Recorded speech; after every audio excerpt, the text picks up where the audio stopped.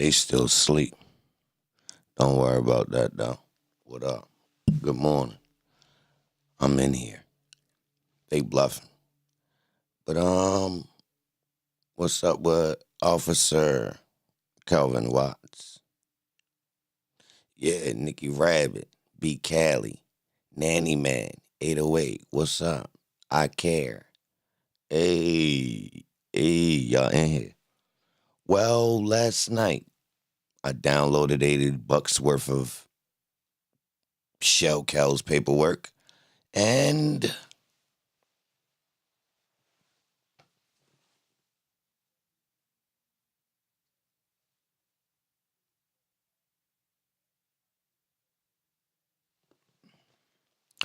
yeah, you see the title. So what it mean if Young Thug was beefing with the police the whole time?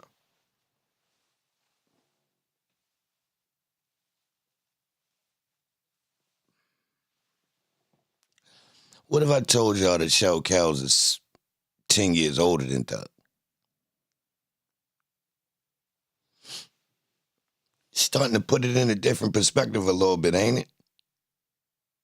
Like, hold up. This man 33 years old running around playing with these young boys like that. Hold up. So this really was him and Moon Tunk beef. They from the same age. This man,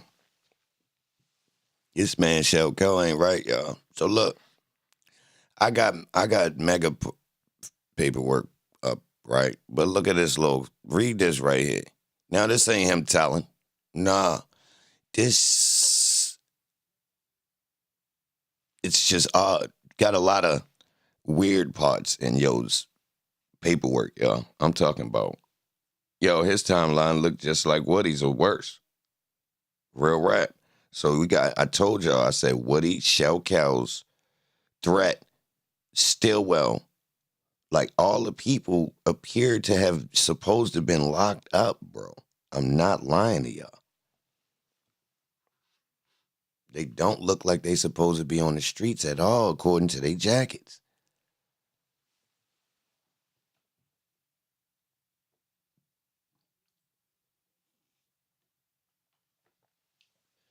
So, what if I told y'all they allowed Shell Cows to be on the street? And I think we can tell every time something happens, technically. So, yo, what's the date that Christian McMillan and them? What's the date that Christian McMillan and them got smoked? Darius Ford and Christian McMillan. What's the date on that, y'all? I ain't even looked last night, but I'm gonna just tell y'all like this: Holmes got out the feds.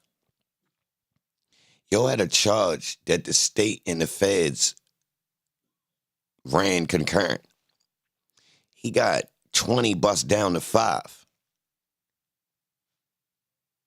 How that work, y'all? Not federally, in the state, but they ran the 5 with 5 that he was doing currently in the feds. Now, my thing is, it don't make sense. How you only get 5? Your jacket coming into a federal joint, you had armed robberies, multiple gun possessions, and drug intent to distribute, bro. Hold on. How you only get 5?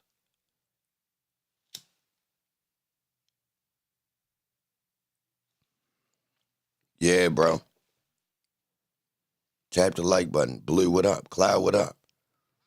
Robson, Maurice, Heavy Bag, Miss Ike, what's up with y'all? Man, I think he both, I care. I think the play was they put Holmes back out on the streets to turn it up. Yo, go out there and get one of the young bulls. The whole time they let him. Mind y'all, they let him slide with the car with Stillwell, y'all. Yo, he was with them bulls when they rolled the car allegedly.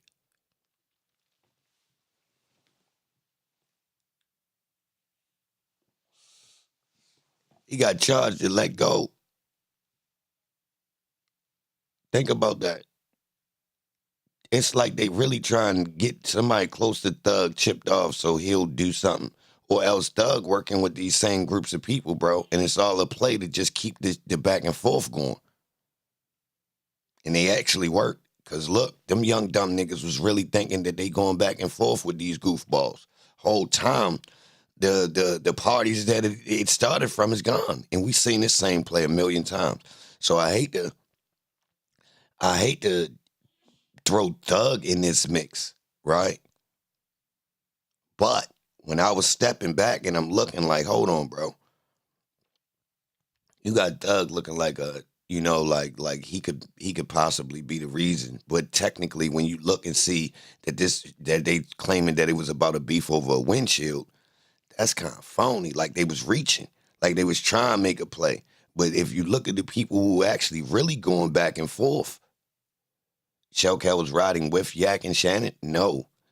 Riding on. Yo, Shellcat was opposition, bro. So all the situations, and remember I told y'all it's something fishy about this part too, because nobody else ain't hardly sliding. It keep look like Shellcat's got somebody, he's convincing people to slide. Not the whole gang, or else they would have been super active. Why people say, yo, and it turned back up when Shellcats came home. Holmes ain't no op riding bound by itself, man. That man must be police, y'all. Good morning. Salute to everybody in here. That man must be police, y'all. I'm telling y'all something good. Something ain't right with Holmes. This jacket, all right, so look, let me tell y'all, I got some factual proof though. I'm speculating on him being the law. No, but I got some goddamn factual proof on some other things. Hell yeah. Holmes was not supposed to be out on the street when Christian McMillan and Darius Ford got smoked. I'm standing on that. All right, I got your probation revocation paperwork, right? I got your plea deal. I got a couple things, right, that establish that Holmes ain't supposed to have no connection with nobody, with no gang or nothing, right? So they got this little joint where they revoked Holmes' probation because he was just in contact with other gang members, and they printed out the pictures and they showed, Holmes with a whole bunch of grass. Yeah, I got all this in the paperwork, y'all. So listen. Check this out.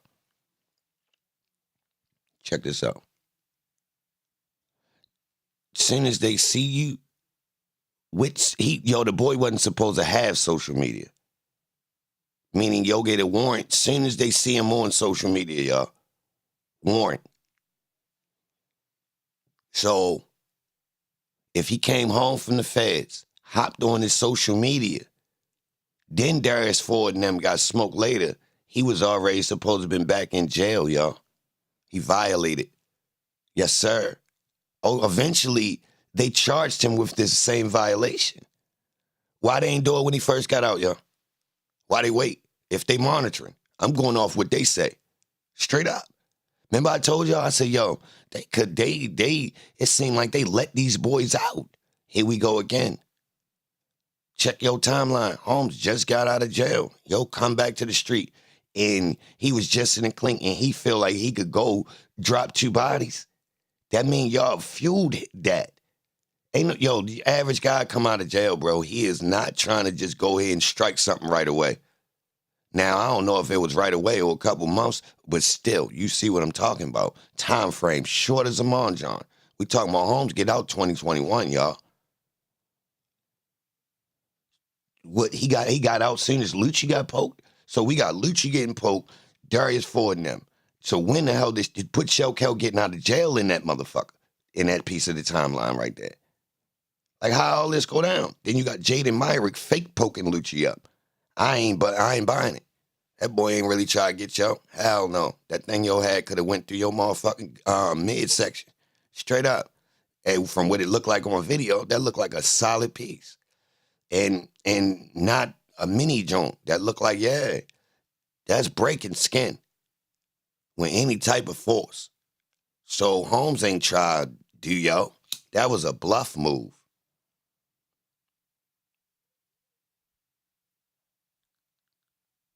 First off, if you got the weapon, why you trying to get the drop on him and sneaking? First off.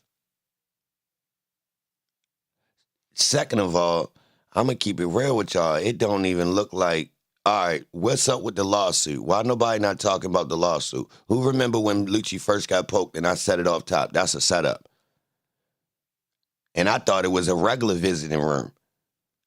Come to find out it wasn't. And I still ain't wrong. Hell yeah, it was a setup. They told you blatantly, 2 dudes ain't even supposed to be out. Then dude got up on the stand and say they be doing stuff to keep their doors open. Like, stop playing.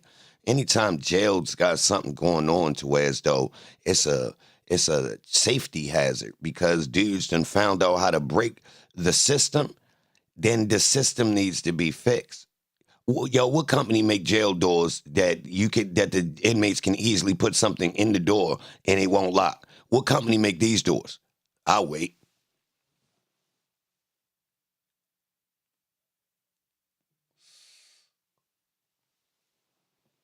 Amy Lou, salute for that cash app, Amy Lou. I appreciate it, baby. Good morning, salute to y'all. I popped up early because it really wasn't about this. I ain't waiting for the thug addicts. It ain't really about that. This for the people that's really rocking. I see what's going on. The numbers low as hell in the trial now. True or false? One's in the chat if the YSL trial numbers is super low now, and it proves that people was just in it for hype, which is why they trick us and run plays.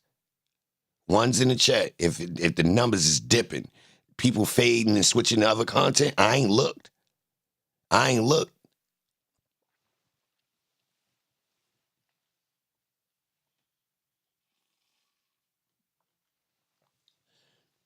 Guess what, though? It was like this before the trial started.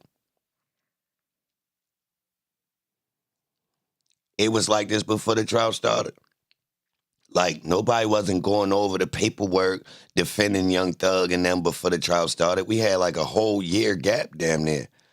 You know what I mean? It wasn't no big deal. I was covering it. I got tired. I bet some of them streams is crazy. If you go back to some of them early streams, I bet I predicted that, man, who knows what the hell we said in them trials, man. We might have predicted the whole damn thing, yo. Seriously, if you go back. I might have blatantly said, yo, this boy ain't gonna do more than 5 years. That boy be up out of there.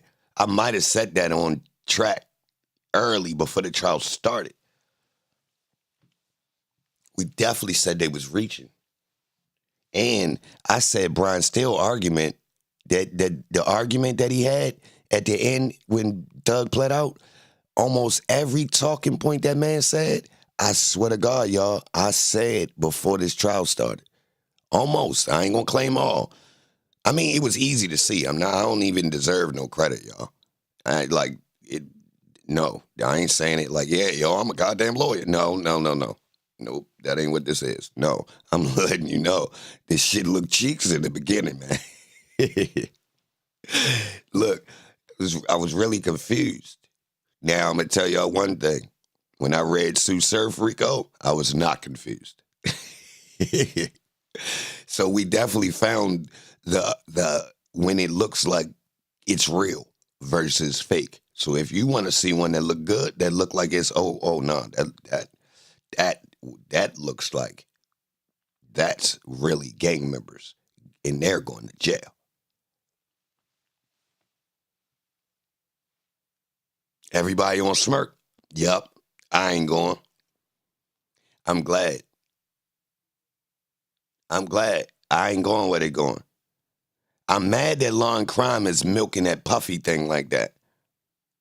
I ain't gonna lie. I'm upset that they doing that because essentially he represents hip hop, y'all. All right, what's the coincidence that they're spanking the bad boy after we had trial with a young thug.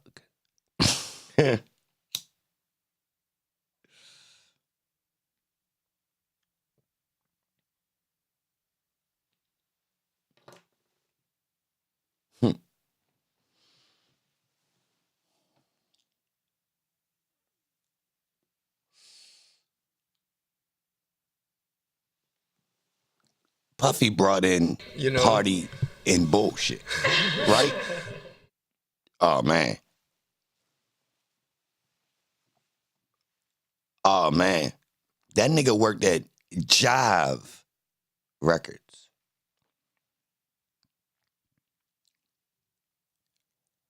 He worked at Jive, Cash App, EBAN Films. A1 Ghost Cornelius, what's up? Hold on.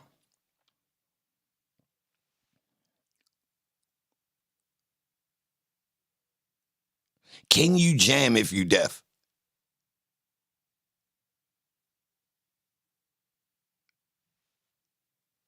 Deaf what? Death? Death? Jam?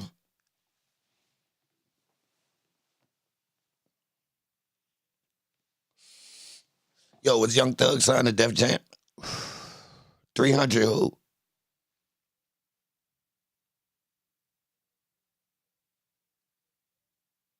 The 300 people in the music industry that took out the whole mass of the black community.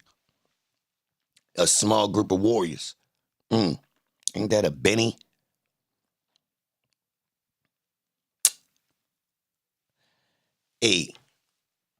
A1 Ghost, salute. I appreciate that.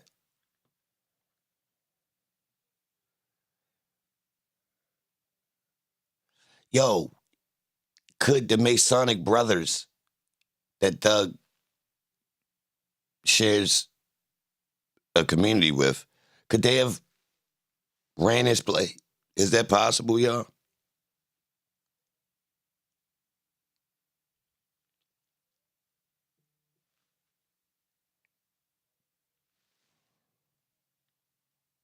Andrea, salute, baby.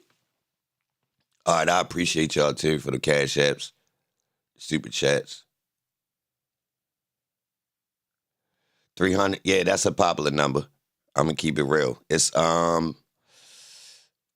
mean, I don't really get into it, but we know that it's used in pop culture or what you want. It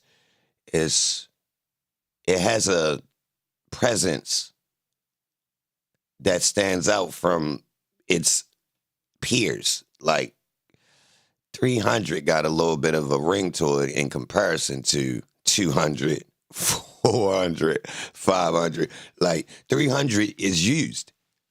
You got a car, you got a movie, you got record label, 400 used sometimes, 5, but I think three seems to be a little bit more popular, let's say.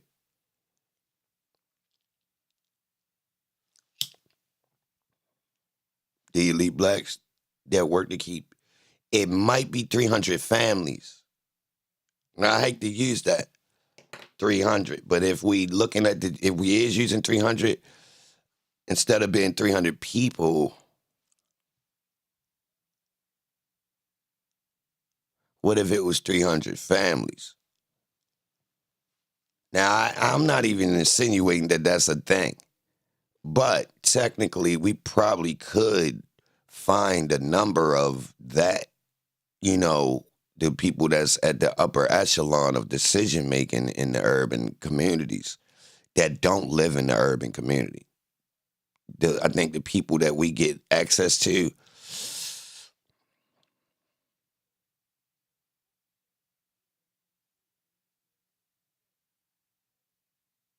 for some reason, I don't think the ones who really getting busy is that visible.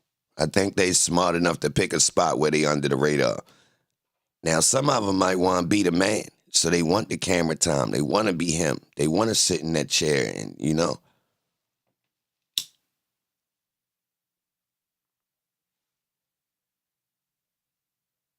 300 prominent black men, then that mean the Masons got this black community on smash and they run everything. Seriously.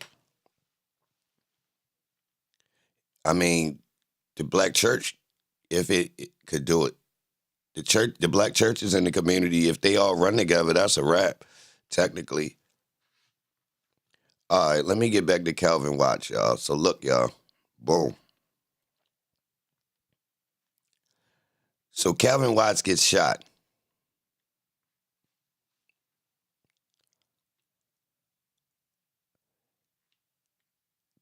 All right, so this paperwork right here, y'all, is Kelvin Watts getting shot, y'all. Now, they saying that Holmes came out his apartment. Somebody was breaking in some cars, and Holmes just gets shot. Everybody with him gets shot, though. They say the dudes that was breaking in the cars just start shooting. They got it on video. Now, the police told him that he wasn't a suspect. He was just a victim, but they took his phone. Now, this paperwork right here is to suppress the evidence of the phone. Now, because the police say it's some evidence for some other situations in that phone. So the police write the warrant to get the phone, to get the data out the phone from the time he came home from the feds to the day he got shot. So the lawyer arguing to throw it out, but the police got the info already. You understand? Because the police juiced the judge and lied, y'all. I ain't gonna lie, the police lied to the judge to get the warrant. We got some of that info in here, too. And YSL is in here. Because he alludes to, basically, Holmes got an ongoing beef with YSL. Which is kind of crazy because they only label YSL as the beef. Oh, yeah, look how he lied. So, boom.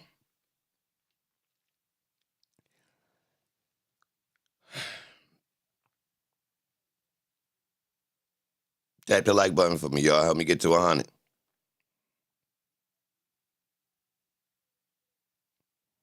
Hold on, let me get my mind right. I gotta go back through this paperwork. Let me see what else I got up here. Hold on.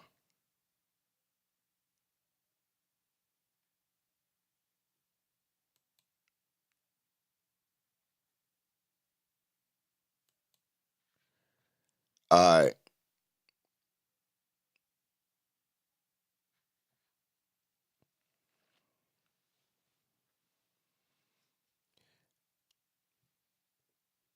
Yo, that money in his hand look fake.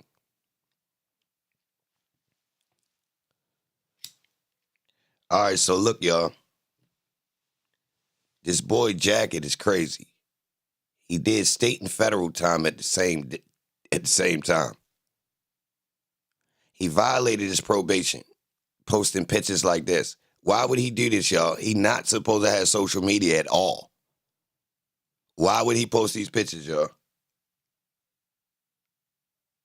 But if he wound up violating with this, why they ain't come get him before Christian Ford and Christian McMillan and Darius Ford passed away? Seriously. So we supposed to believe he ain't get no social media before that. So look, y'all. Look, boom. So it says the defendant has violated the terms and conditions of probation and that the defendant did on the 3rd day of February 2023 commit the following felonies. Offenses: possession of firearm. Mind you, Holmes got about 6-7 possession of firearms. I might be exaggerating, but I don't feel like I am. All right, criminal street gang charge. And defendant further violated the special condition of his probation by having contact with fellow gang members, Victor Meadows. The defendant has violated the terms and conditions of probation in that the defendant did on the 31st day, that go 31 again, 31st day of January 2023, have both a video chat and text conversation with gang member Rayshawn Bennett, a.k.a. YFN Lucci. The defendant has violated the terms and conditions, having contact with gang member Victor Meadows, David Rhodes, and Carlos Barber. The defendant has violated again, having contact with gang members Carlos Barber and Steven Johnson. Yo, didn't we hear the name Steven Johnson? The name sound familiar. Violated again, having contact with gang member Steven Johnson. Salute. Jawan, salute for that cash app. I appreciate that, baby. So look, is this dude a midget, y'all?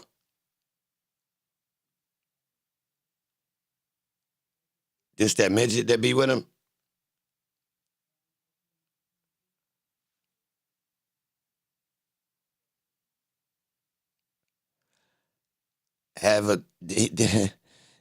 They had contact with Matthew Chalmers. Salute to Shorty Y.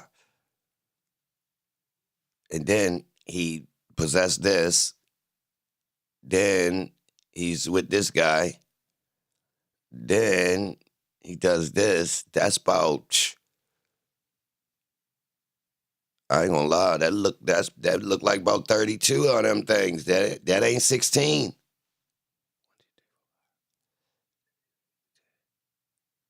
Shh. That's a nice 40 pack. It's about 40 ounces.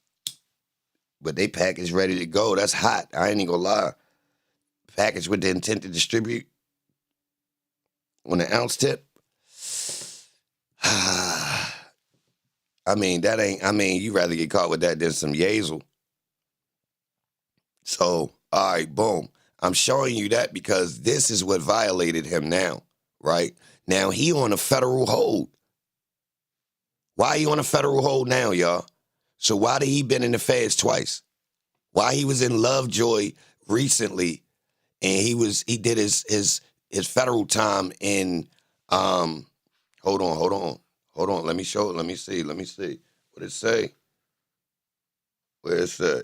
Where he was? Arkansas. Nah. He was in a wild ass state, y'all. All right, what this is. So defendant was sentenced in the above style matter to a split sentence of 20 years. The first 5 to be served in custody with the following 10 years to be served on probation and 5 years suspended. Defendant was released from prison and began his probation on March 21st, 2021. Since that time, he has been monitored by Fulton County and federal probation. Peep game, y'all.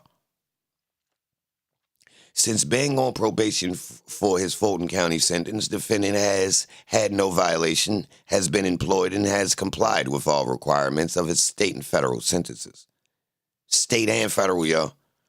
On February 3rd, 2023, defendant was visiting friends, and when he exited the home, a friend, and his friend's 12-year-old son were shot by individuals attempting to steal a motor vehicle from the driveway of the residence he was visiting. The next day, the probation officer for his Fulton County case took a warrant for a violation of probation, contending that because defendant and his companion were previously members of a street gang, defendant violated his probation because they were shot together. All right. Just by being with another gang member that they know about, y'all, he violated. So when them boys posting Instagram or whatever pictures with Shamel drinks, they shouldn't even have been able to do that because he more than likely was already using social media and it should have got picked up, right? What was he doing on the streets? Or he was locked up? Hold up. Have we heard that part, y'all? Whether or not Shell Kells was locked up during Christian McMillan and Darius Ford? Like, are they alleging that he was there during the situation or he was locked up, y'all? Have we heard that in the courtroom yet? Because something wild.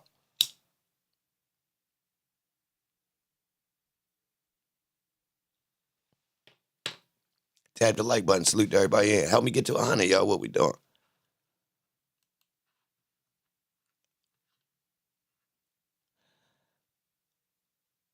All right, this is guilty plea, y'all.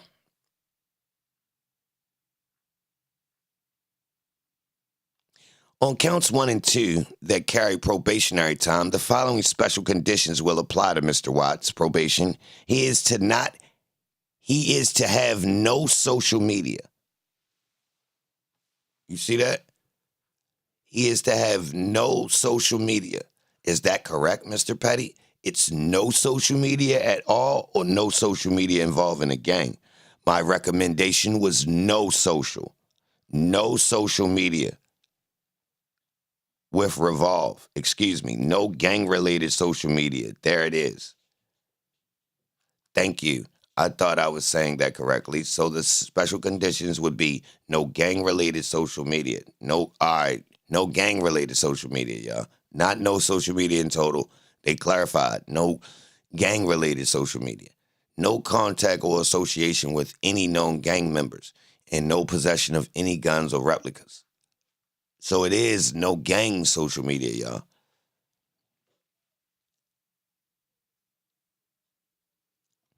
All right, so how he get 5, y'all? So what's this? Let me scroll up and see what this was for. Mind you, this in 2020. He going to court. He in the feds, though. They brought him from the feds to the courtroom. Matter of fact, it's saying here where they brought him from. Arkansas. Did I say that?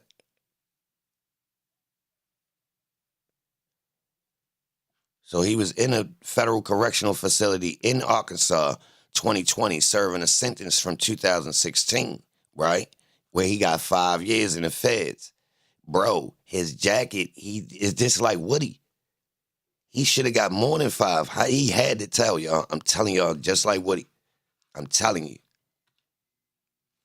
Telling you. Look, boom, what's this? All right. Comes down the state of Georgia. Where this from? This 2020. Defendant was indicted in the Superior Court, Fulton County, for participation in criminal street gang, possession of marijuana, possession of a firearm, on February 2nd, 2016. All right, this went federal, y'all, somehow. He winds up catching a federal. Remember I told y'all, during this trial, the feds been plucking guys the whole time, like during this investigation. They've been working together the whole time. They've been getting guys for whatever they can get federal, and the state been doing their thing, local. They've been working together. That's why I kept saying, yo, if they wanted Thug if they wanted Thug to go federal, they more than likely would have been got him, because they've been getting dudes to go fed throughout the whole thing. They just haven't ran it as a RICO because these boys ain't serious. Or they letting GBI get all of the gang RICOs and they just plucking on the other side. And I said that part too. I said, yo, these types of, when you get this type of jurisdiction or whatever it's called, normally they don't try to step on each other's toes, which means if the state has a gang RICO that they can run in the state, more than likely the feds will fund them to do their own, and they'll work together like that. So we let y'all get the gang RICO so y'all can run up y'all RICO status, right? Because y'all just got the funding for it. Y'all new to the RICO, the state RICO. We gonna let y'all do y'all thing. It's internal. A lot of y'all guys ain't really, if they jump out the gate and start jumping across state lines and all that, then we going federal. Since y'all got some local gangs, you can do an internal inside the state RICO type thing. That's what it looked like to me, y'all. I don't know what I'm talking about, though. So, due to a federal detainer, the above style case was placed in a judicial hold status on February 9th, 2017. All right, explain that, y'all. What's that? So the feds put a judicial hold on him. You see that? Tap the like button. Salute to everybody in here. You see that? The feds put a judicial hold on it.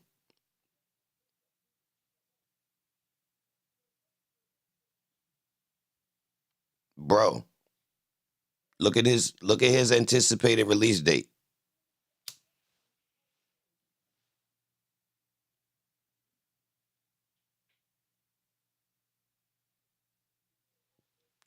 October 26, 2021 from the feds. Bro, I could have swore one of these other papers said a different day he got released.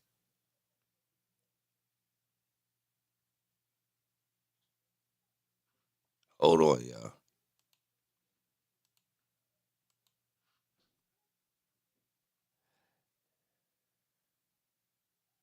All right, look what this say. Officer Ernest merely stated that Watts is an alleged member of YFN and that another gang, YSL, has been shooting back and forth with them since 2015. But even that guess was undermined by his own admission that at this time the motive for the shooting during which Watts was injured is unknown. And in order to be proactive and prevent anticipated retaliation, your affiant is asking for permission to conduct a full extraction of Watts' phone.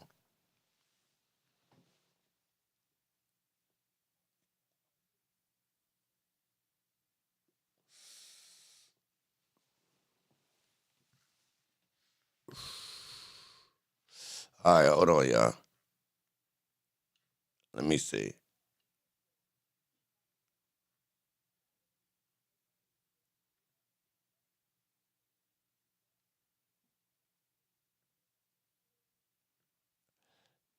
So 2021, he get out the end of 2021, y'all. Hold on, let me see what else I got.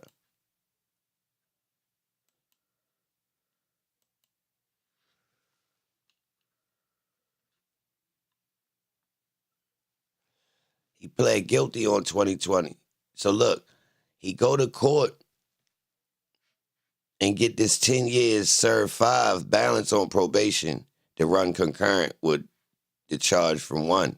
But look, the weird part is he ain't go to court to 2020 for that thing that he got locked up for in 2016.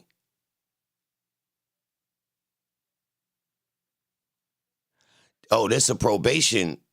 Hold on. Look at this, y'all. I'm telling you, this boy jacket ain't right. I'm telling you, what they got on the phone, I got it. I got a list. Hold on. Let me scroll through. Let me figure it. That's what I'm saying, y'all. I downloaded, man. I got it all. Well, I don't have all. I ain't even get all the paperwork yet, y'all. Matter of fact, now that I think about it, I didn't even download everything that I bought. I still was stuck going through this.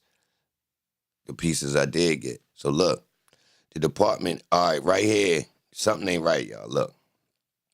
He kept violating. Boy kept violating, like something wrong with him. All right, so look, it say comes down the state of Georgia by and through the undersigned assistant district. Boom, boom, boom, boom, boom. Continuous of probation revocation matter set for Monday, March 17th, 2023. In support of said motion, the state represents the course of the following. Defendant pled guilty on 2020. You know the count, yeah, all that. Boom, boom, boom, boom, boom. The Department of Community Supervision took out a warrant for probation violation on February 4th, 2023. The basis of the warrant was a violation of special conditions of probation for being in contact with members of the Inglewood family Bloods. Defendant filed a motion for walk-in revocation hearing. The court is set for probation revocation hearing for March 20th, 2023. In the time set since the hearing was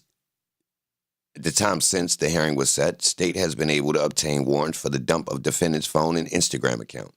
The state has also obtained footage of the incident where defendant was shot, and the footage clearly depicts the defendant in possession of a firearm, which could be an additional potential violation of the terms and conditions of his sentence.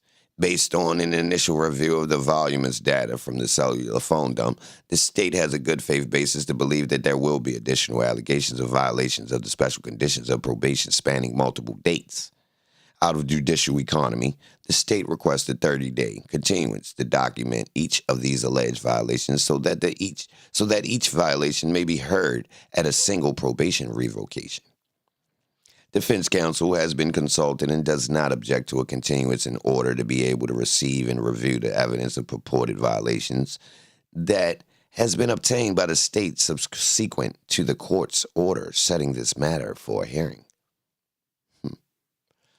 Yeah, y'all. Hold on. Let me see where that other stuff at.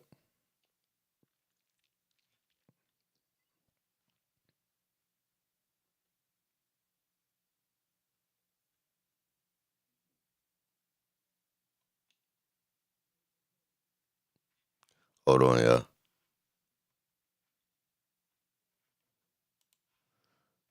Let me see. All right, I read that.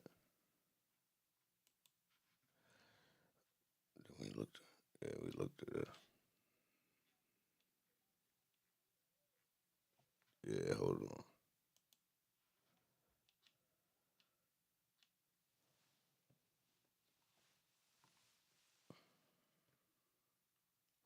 Oh, this right here, y'all. I ain't gonna lie. This piece of paper got a whole bunch of case law on it for you to fight different angles of huff from the state. Yeah, whoever put this together is serious. Yeah, this piece right here was crazy. It's basically like a whole bunch of motions. Like you could use this right here to try to beat your case. Like, cause whatever this lawyer did, he basically put like a smorgasbord of motions to basically get a whole bunch of evidence and different stuff thrown out. But you could basically copy and paste that to your case, to be honest, because he went ham. Like, if you see all these cases he citing. You see, Elaine, salute for that. You see all the ones that's highlighted, they cases he's citing. So as you go through, it's explaining different angles and using cases to basically get evidence thrown out, y'all. I ain't gonna lie, this piece right here is crazy. It's a consolidated motion. It's motions, different motions that was filed, but that's tight. Lucci and Shell ain't been on the streets together since 2015. How you know that, B-Dash? And what's your reason for saying it? Where'd that come from? Who said they was? Did I say that?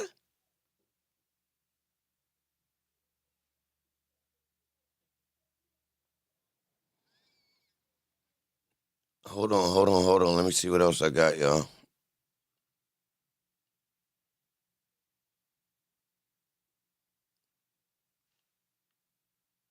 Oh, you was replying to somebody else? Oh. Well, he violated his probation for talking to him, though.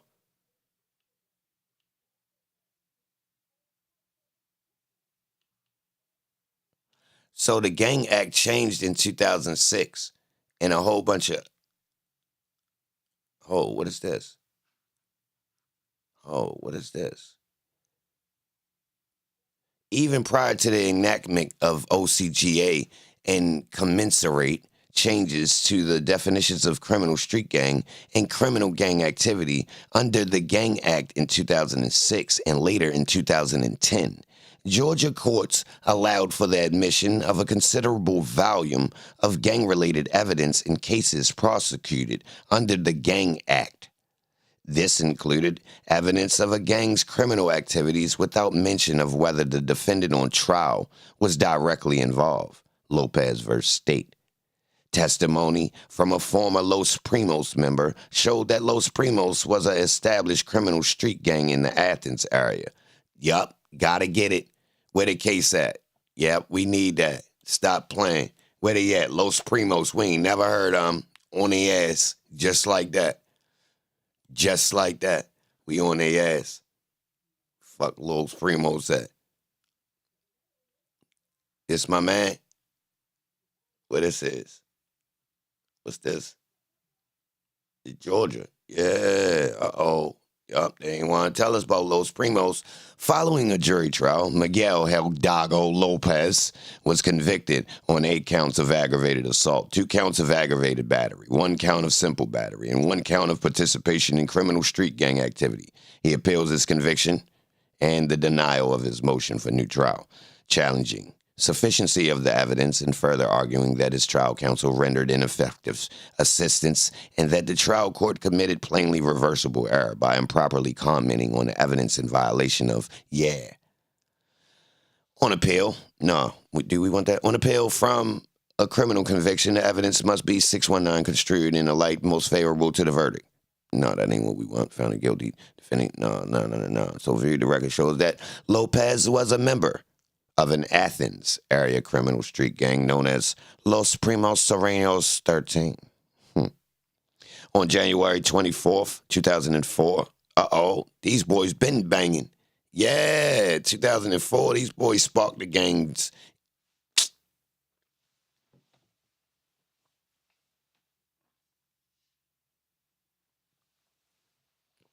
I ain't see that hit the TV. On January 24th, 2004, Lopez and several other members of Los Primos were attending a birthday party. Hey, Holmes, at the party, I say, nah, let me stop. That's racist. Which one was being held at a restaurant in downtown Athens? At some point in the early, that would be real racist if they mimicked a black man's voice. So I ain't gonna lie, that was crazy. Hey, yo, Lopez and several other members of Los Primos were attending the birthday party, which was being held at a restaurant in downtown Athens. At some point in the early evening, 3 members of a rival street gang known as 18th Street, yeah, what's up, who had also been invited to the party, approached. Yo, hold on, bro, ain't these gangs from L.A.?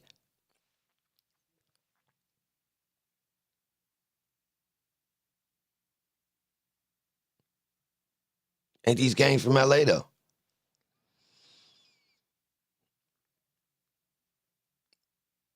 Approached the entrance to the restaurant but were blocked from entering by 2 Los Primos members. Following a heated exchange of words, one Los Primos member threw a beer bottle and a fight started, in which Lopez quickly joined. After less than a couple of minutes, the combatants fled upon learning that the police had been called. In the late afternoon of January 30th, 2004, 2 of the members of the 18th Street gang who had been involved in the fight outside the restaurant drove to the neighborhood where many Los Primos members were known to reside in an attempt to resolve the dispute and to ease rising tensions between the 2 gangs. However, upon their arrival, Los Primos members surrounded their car and began kicking it. As the 2 18th Street members drove away, they let them drive away. One Los Primos member fired a shotgun at them. Damn, cuz, where you get that from? Thereafter, the 2 18th Street gang members returned to the neighborhood of duplexes where one of them, as well as several other 18th Street members, resided.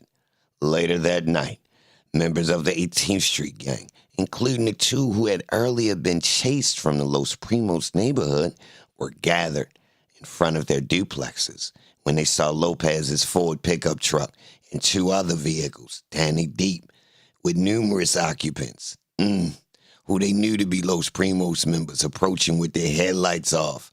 I'd have ran. One of the vehicles stopped near the corner while the other 2, including Lopez's pickup truck, passed in front of the duplexes slow, then with the motherfucking Spanish beats banging out the back of the trunk, and then turned around in the cul-de-sac at the end of the street, flexing. Spent the joint, had the shit leaning a little bit. I'm picturing it was like, it had the 13-inch spokes on it, the Dayton's, and he had it tilted a little bit, so when he flexed, you knew he was on something serious, right? Candy paint and all that. So look, as Lopez's pickup truck and the other vehicle passed in front of the duplexes again, he spent on them. One of the passengers started yelling, "ASA, fuck is wrong with you?" You know what I mean? I'm imagining that's what he said. Immediately thereafter, several Los Primos members in the vehicles, including Lopez, opened fire. Paka, paka. They had some low-ass cowboy shits, you feel me? Paka, paka. You know what I mean? Oh, no, they had semi-automatic pistols and rifles and a shotgun. Damn, my bad. No disrespect. They had the whole enchilada. Oh, shit. The 18th Street members in the front of the duplexes ran or ducked for cover. However, 2 of them suffered bullet wounds to the arm before Lopez's pickup and the other 2 vehicles sped away. In addition, the bullets wounded 2 people in an adjoining duplex. They hitting innocent niggas. Lopez was later arrested and indicted on 8 counts of aggravated assault related to the drive-by shooting, 2 counts of aggravated battery related to the wounding of the 2 people inside the adjoining duplex, 1 count of simple battery related to the fight outside of the downtown restaurant, and 1 count of participation in criminal street gang activity. You know.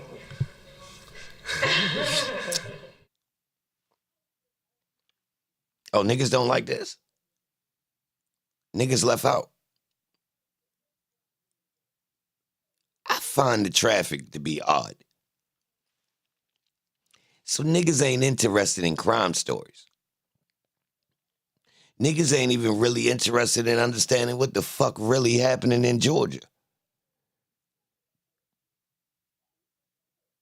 I find that to be troubling.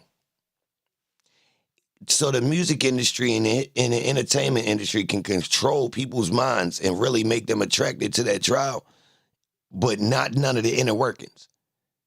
That's fucking tricky. No wonder. I should have joined up with them. I should have just joined up with them and just been manipulating people instead of trying to tell them, yo, they doing something to us. This shit crazy trying to tell people. People really don't give a fuck.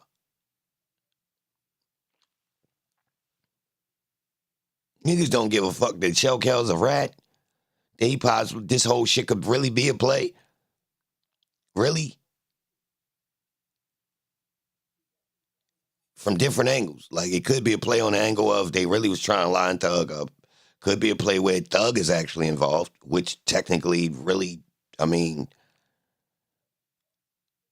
and they putting criminals that's really running up amok in the streets and don't care. They willing to do time because they willing to tell. So they'll go in there and do their little bit of time because they know they could just give up a body and get their time bust down.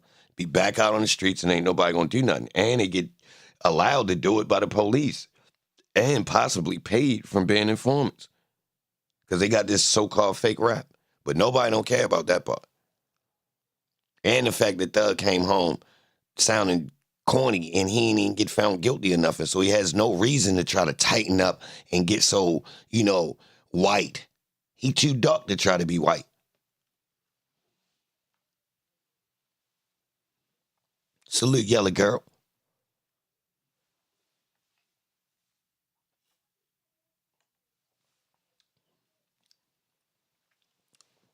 So nobody on the internet talking about that boy coming home being tender. Or everybody gonna give him the pass and say that's what he's supposed to do. When that nigga ain't got no goddamn jacket. That nigga done worked his ass off to be a fucking law-abiding citizen. So who else got to do all these types of things as a remedy to fix a problem that they didn't cause, that they didn't get found guilty of? Yeah, let me check. I'll wait. Yeah. No, I ain't get charged as a gang member. State whole case was fluff. We pleading out under nolo contendere, which is I ain't admitting to nothing. But yet on the back end, I'm telling people not to be in gangs. Kids, y'all need to be lawyers and all these types of things. How much time he spent talking to kids in the urban community telling them to be lawyers, y'all? Or why don't he use that to raise money so he can send some kids to Emory? Why Emory ain't give him a whole slew of college tuitions that he can give to some poor kids from Cleveland Ave so they ain't got to be out there thugging? Huh? Why during the trial they ain't mention none of the new things they trying to bring to Atlanta that they'll be able to bring because they had this trial? Huh? Oh, yeah, they previously already planned. So what place did that trial really hold? Is it helping them with business? So now they can use an iron fist to lock these young boys up in them streets, just like they did before the Olympics. Oh, so they ready to do that game again. Oh, where they crash and crack down on the urban community, but it'll be warranted because it's an alleged gang problem. Okay.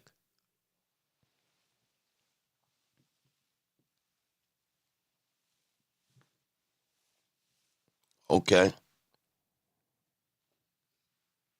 How much he get paid to play this role?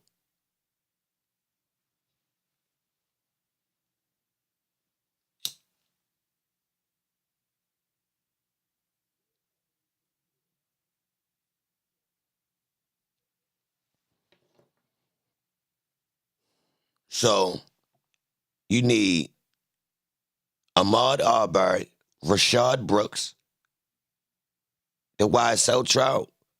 You need this combination to get these people where you need them to be. You need that Trump RICO in Georgia State to get the people where you need them to be. Where you going? What you doing? Oh, you got Cop City on the horizon. Oh, yeah? And you plan to make a small version of city streets inside of Cop City where you can practice how to be militant inside of these streets. Train to be more aggressive. Oh, you say you open it so you can train them to not be aggressive. Oh, but the funding that come with that, you're going to be more militarized, true? More tanks, more armor.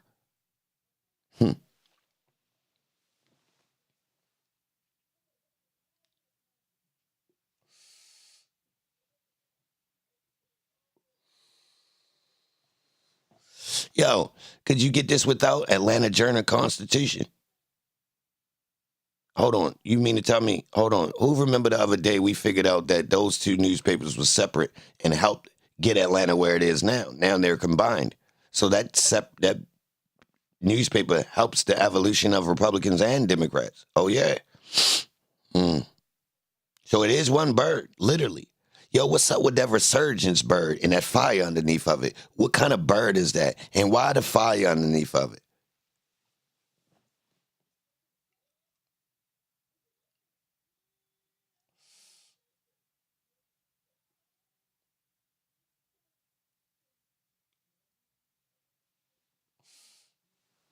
So it's safe to say,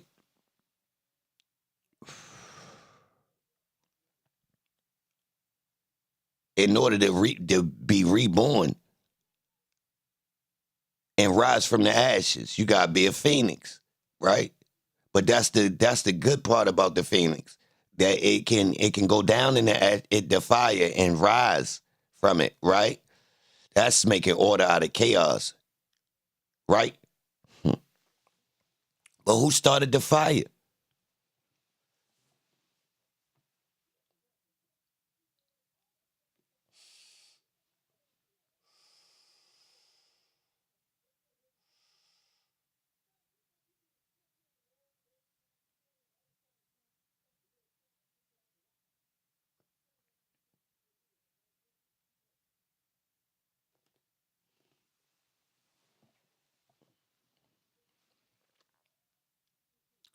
I get it though. I'm actually interested in this type stuff, y'all. So what we got right here is gangs that come from offshore actually created more of an impact in Georgia state before black gangs.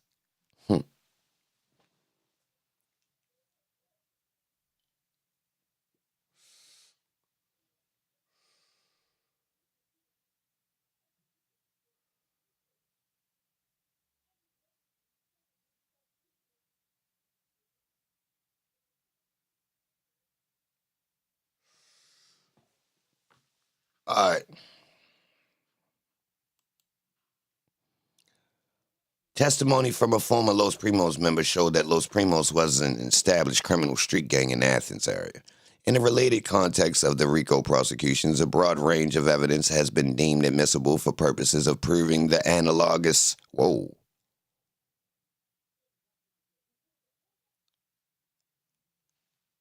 I've never seen that word. Somebody get me right in the chat.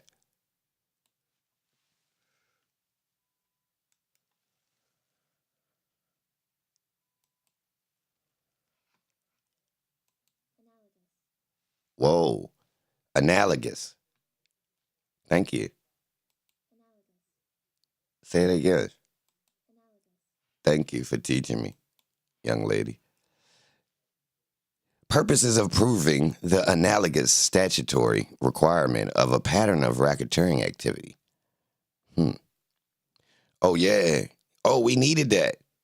The pattern, in the related context of RICO prosecutions, a broad range of evidence has been deemed admissible for purposes of proving the analogous statutory requirement of a pattern of racketeering. Yeah. Yeah, the lack of pattern. Brown versus State. A proven admission of defendant's prior indictment and sentence testimony as to sales of cocaine. The rivalry between defendant's gang, the Miami Boys, a.k.a. the Macaroni Gang. Yeah. Yeah. Who's them boys? I know the Miami boys, but I ain't never heard they was called the Macaroni Gang. That's tight. I like that. Hold on, let's see what they got for the. I like this. Macaroni Gang. Oh. I like the Macaroni Gang. What we got, y'all? Hold on.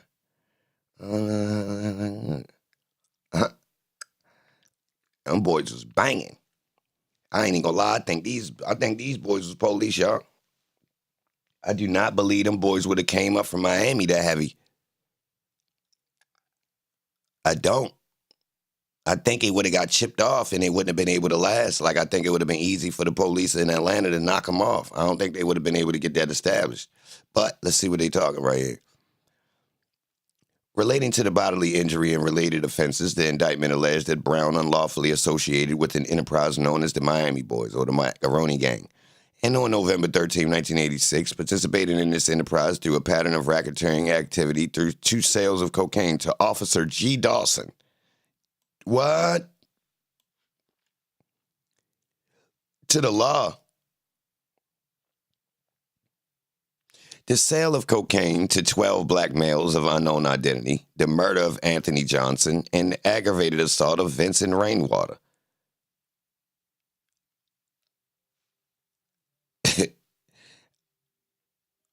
Hold on. Brown's contention that the trial court erred in charging. Oh, no. What else we got? A witness testified as to a discussion of the instant case with Brown, and the state elicited testimony that the conversation took place in jail, considering the list of offenses which Brown was charged.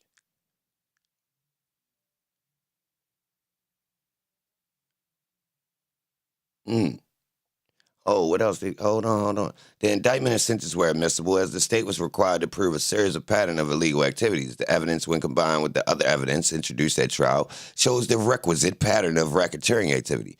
2 police officers testified as to sales of cocaine to themselves and witnessing the sales to others. Other witnesses testified as to the rivalry between 2 drug sales organizations, the Miami Boys, a.k.a. the Macaroni Gang, and a rival group headed by Anthony Johnson.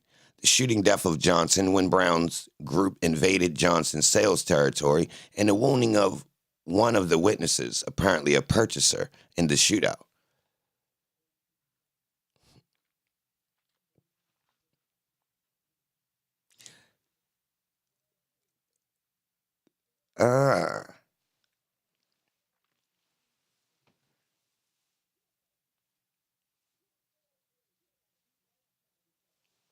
I see I'm gonna have to go back to that Miami Boys situation.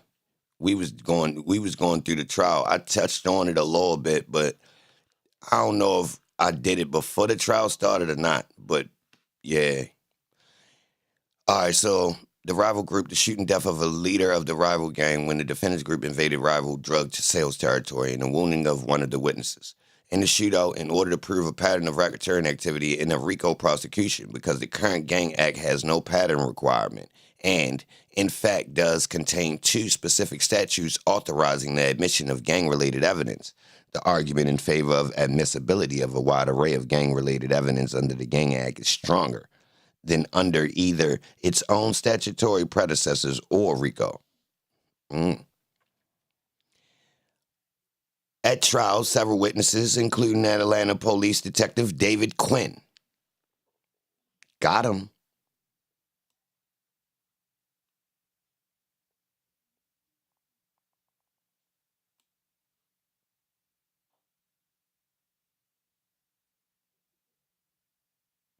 Marcel Easterling, a member of the IRC.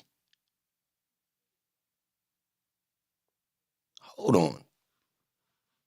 What the hell is this I'm reading?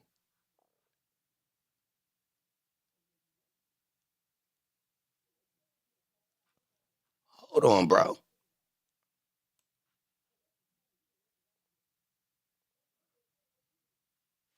What the fuck?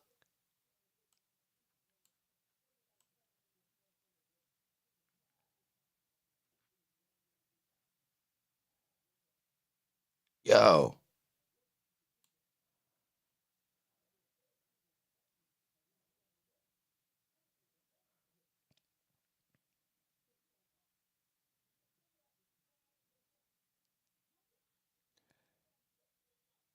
Yo, that's case law? International robbing crew made case law?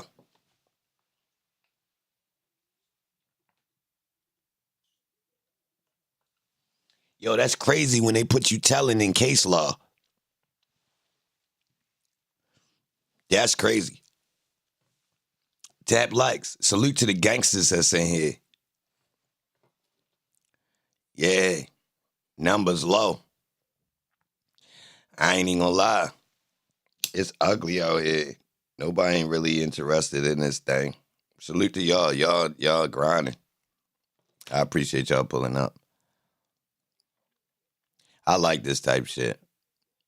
But International Robbing Crew, if you've been around, you know. If you know who David Quinn is. Marciel Easterling is one of the International Robbing Crew dudes. That's a bloody summer when the New Orleans Boys popped up. Now, I think he actually from New Orleans. Don't quote me on that though. Some of them wasn't. Some of them was from Atlanta. So Tiffany Bankston, Drenna's girlfriend, and Gary Lester, who had dealings with the gang and became their victim, testified to the facts and circumstances of the IRC's criminal activities, corroborating appellants. So without IRC, see, the weird part about this is this helped them with their gang laws, if y'all paying attention. Like, they making laws off these events.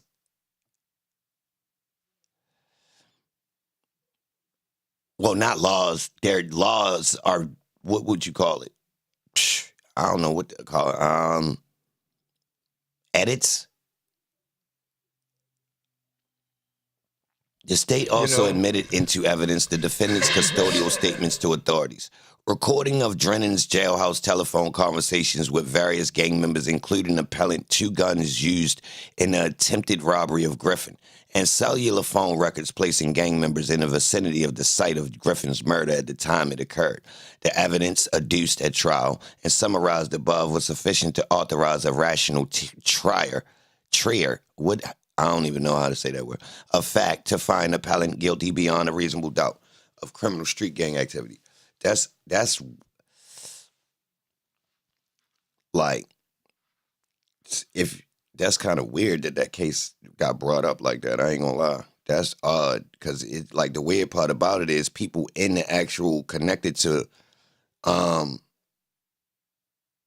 Shell Cal Big Homie is in this IRC indictment.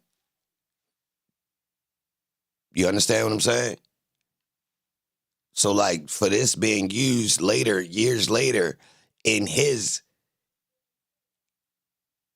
indictment as an example is odd. Like, just think about that, y'all. The case law case law that's cited in your paperwork actually involves somebody you know. The dude who allegedly green-lighted Young Thug and them is his big homie. Maurice Williams. No. His last name Williams? Hold on. I'll be calling him Mo Rise. ABG Mo. Maybe I'm getting his last name mixed up, all these damn Williams. I don't know where I just pulled that Williams from. Is his last name Williams, yo? If it is, that's crazy. I feel like I'm wrong right now.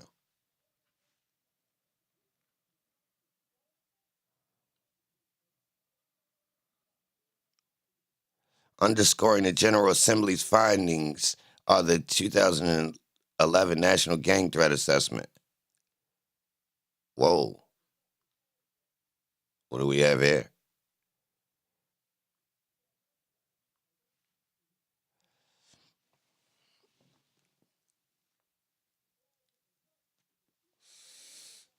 Yeah, G-Pop, I ain't gonna lie.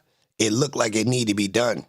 In order for you to shape the future, you gotta lay down what would have made it change.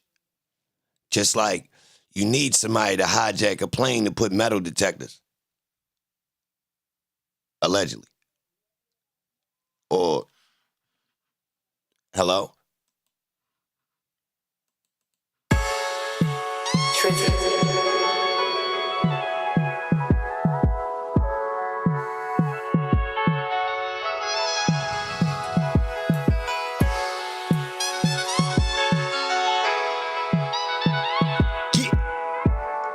Salute to everybody in here, man. Good morning. I appreciate y'all. Y'all some real goddamn soldiers if you in here right now. Hell yeah. Why the fuck that sound like that?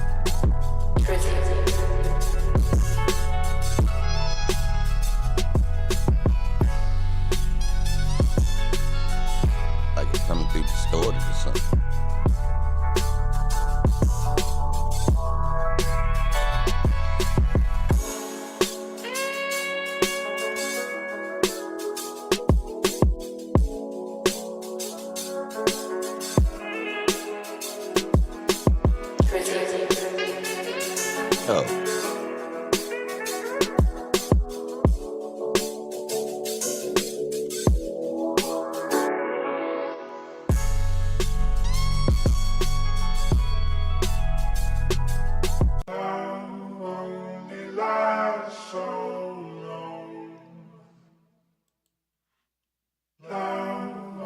Yo, that audio don't sound distorted, dude.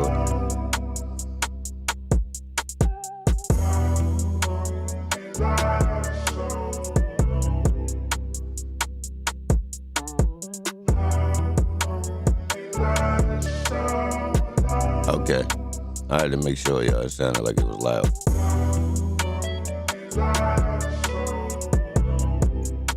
Yeah, that beat smooth as hell. All right, y'all. I'm going to go, I don't know what the hell this is. 2011 National Gang Threat Assessment.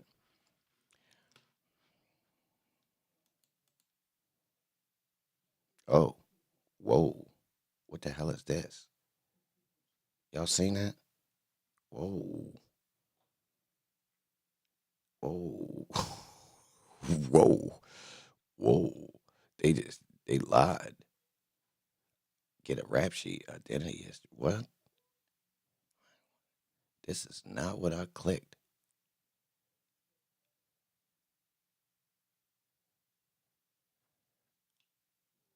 I did not click that.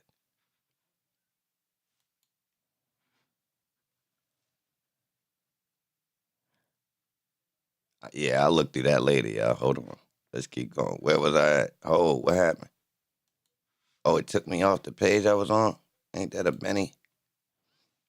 Oh, they think they slick. I got a trick for that.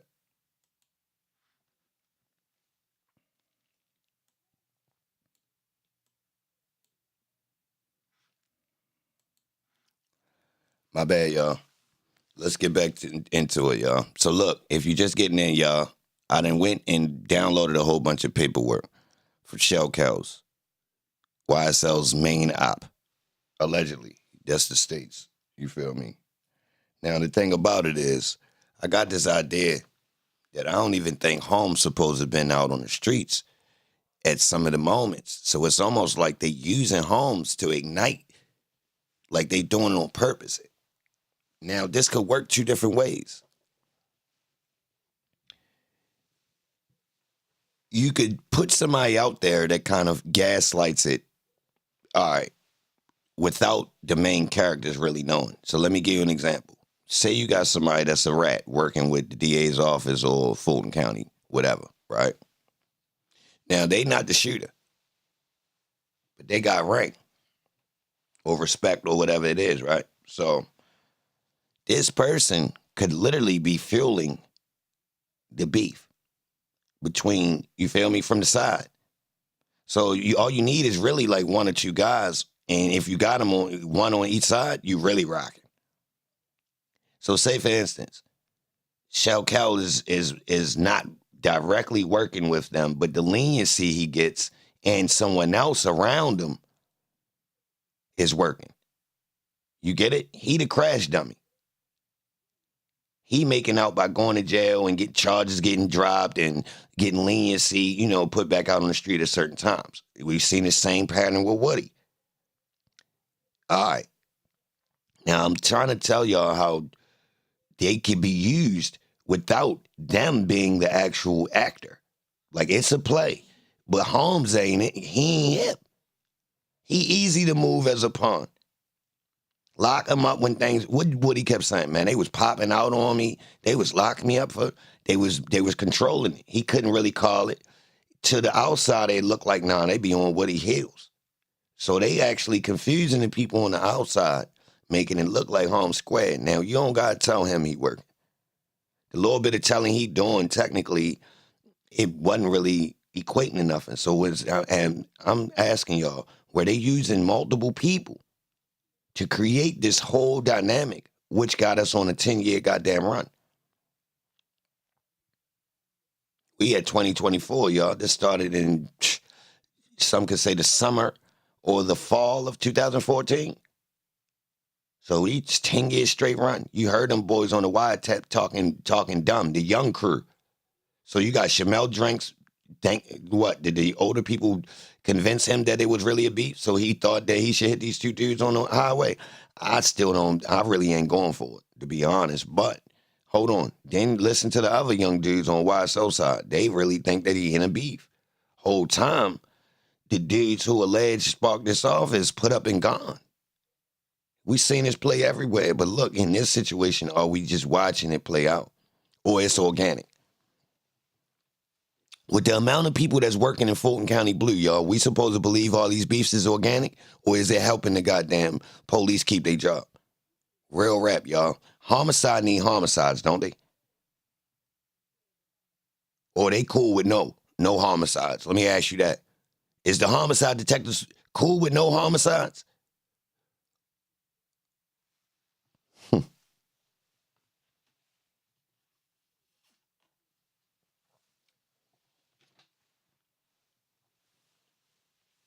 Let me rephrase my question. What do homicide detectives do when they don't have any new work?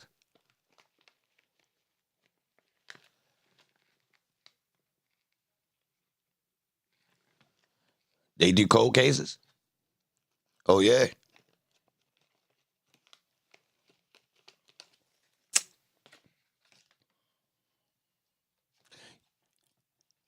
Yo.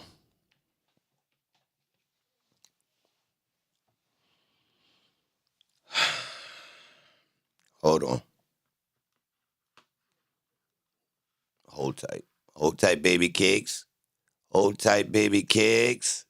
I think I got something for you. Hold on. Stay still.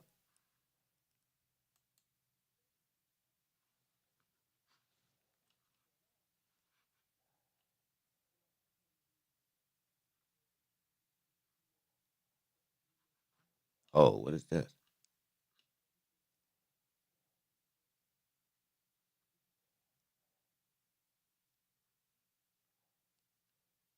That is not what I was looking for. But there is slime. Remember I was telling you about all these slimes? It's MPL. I gotta get into looking into that. Dublin County, bro. 1831 Pyrus. Rolling 20 bloods. Yeah, hold on. Nah, that ain't what I was going for, though, y'all. Hold on. I had something else. Hold on.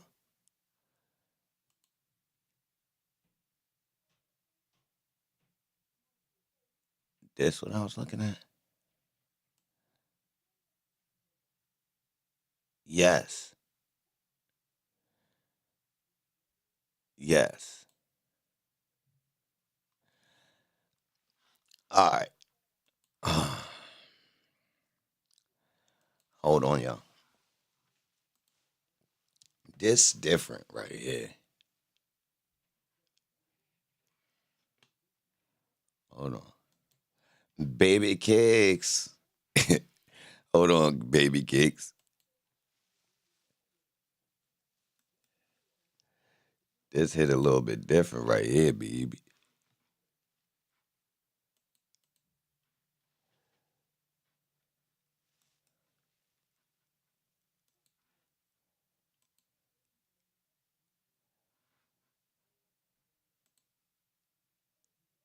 Department of Justice resources allocated to containing gangs. The department's comprehensive plan to combat gangs across America is twofold. First, prioritize prevention programs to provide America's youth, as well as offenders returning to the community, with opportunities that help them resist gang involvement. Second, ensure robust enforcement policies when gang-related violence does occur. This comprehensive plan to combat gangs and gang violence also recognizes the critical need of state and local law enforcement and local, community groups to continue to work hand in hand on the front lines in the war against gang violence. Although this report focuses on Justice Department efforts, combating gang violence is an administration priority. Our sister agencies, such as the Department of Homeland Security and the Department of State, also contribute to efforts to combat gangs in America and internationally. The list below includes many of the important steps already taken by the Justice Department to address the issue of gang violence. Project Safe Neighborhoods.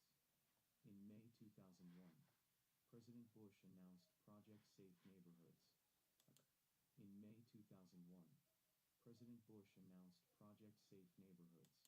In May 2001, President Bush announced Project Safe Neighborhoods, a comprehensive initiative to reduce gun crime in America. Yeah. What's up? What you think about that? You said very low? Y'all can't hear that? All right, hold on.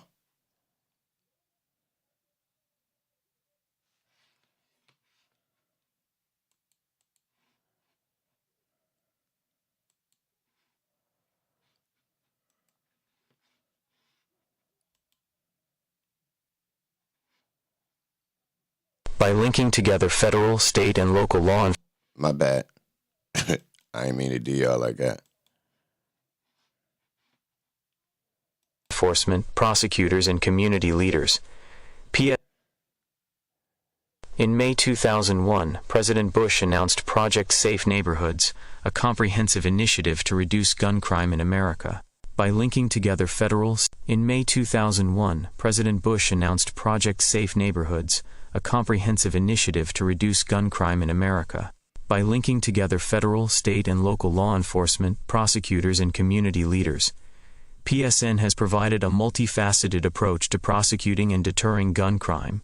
In 2006, the Department of Justice expanded PSN to include new and enhanced anti-gang efforts. The goal is to use strategies and partnerships with state and local law enforcement and communities pioneered under PSN to shut down violent gangs in America. Oh, yeah?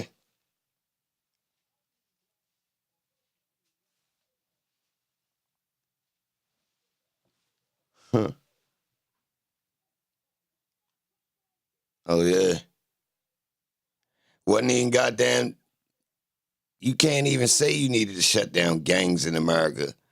It wasn't even... By 2001 to 2006, the gang presence is barely there in a lot of states, y'all. Like, they forcing it. Project Safe Neighborhood strategy involves 5 elements: partnerships, strategic planning, training, outreach, and accountability. That's how GBI and the feds work together. And that's why they told them they had all that budget to do the Donovan Thomas investigation, and the investigation into this one blood gang member allegedly was just all because they had funding and they had to make some type of RICO to showcase all of the groups working together. Seriously, like a class, like the end of the school, project where everybody, got to team up and show their skill sets together in order for you to prove and get your grade to move forward, type of thing. So, like, we did all this training, prepping, we got these tools, these resources, and we got to showcase a project where we used all of it to bring forth to prove that we capable to even do it. Nut was working for the feds. How can we prove it, though? The U.S. Attorney in each of the 94 federal judicial I can't find it. Westside?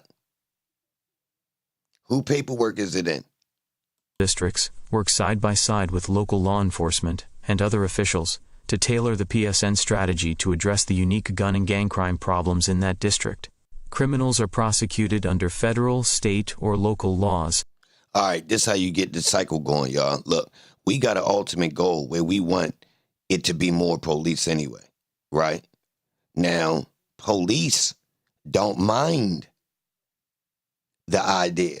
Of course they want more police. More police means more hours for police that was already there. You get it? That means the need is still there. And one thing police do is normally have family members that are also police, right? So that means job security for us, right? It's not just them, though. You go to any group, there's normally, groups of people inside of that workforce that have a common, reason to be around each other other than the job. Like we cool, like this, me and my mans work at this spot. You feel me? So that creates the unity of us needing job security inside this group, right? So yeah, we need to make sure we keep needing work. So who out of our group be going out and dropping bodies if we homicide? Or would I send a dude who already in trouble for dropping bodies to go get us some more, to keep himself out of trouble?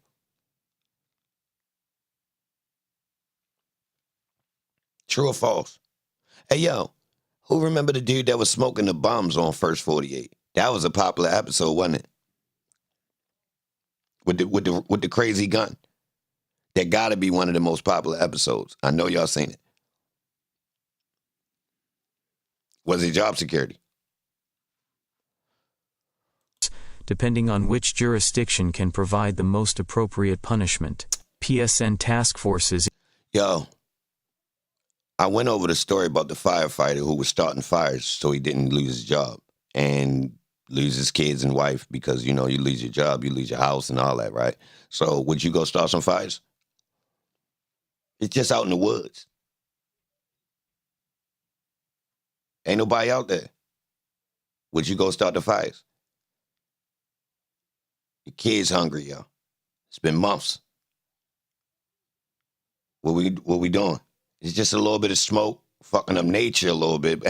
You feel me? I ain't really hurting nobody specifically. What you say? Somebody's cabin burned down. They was in it?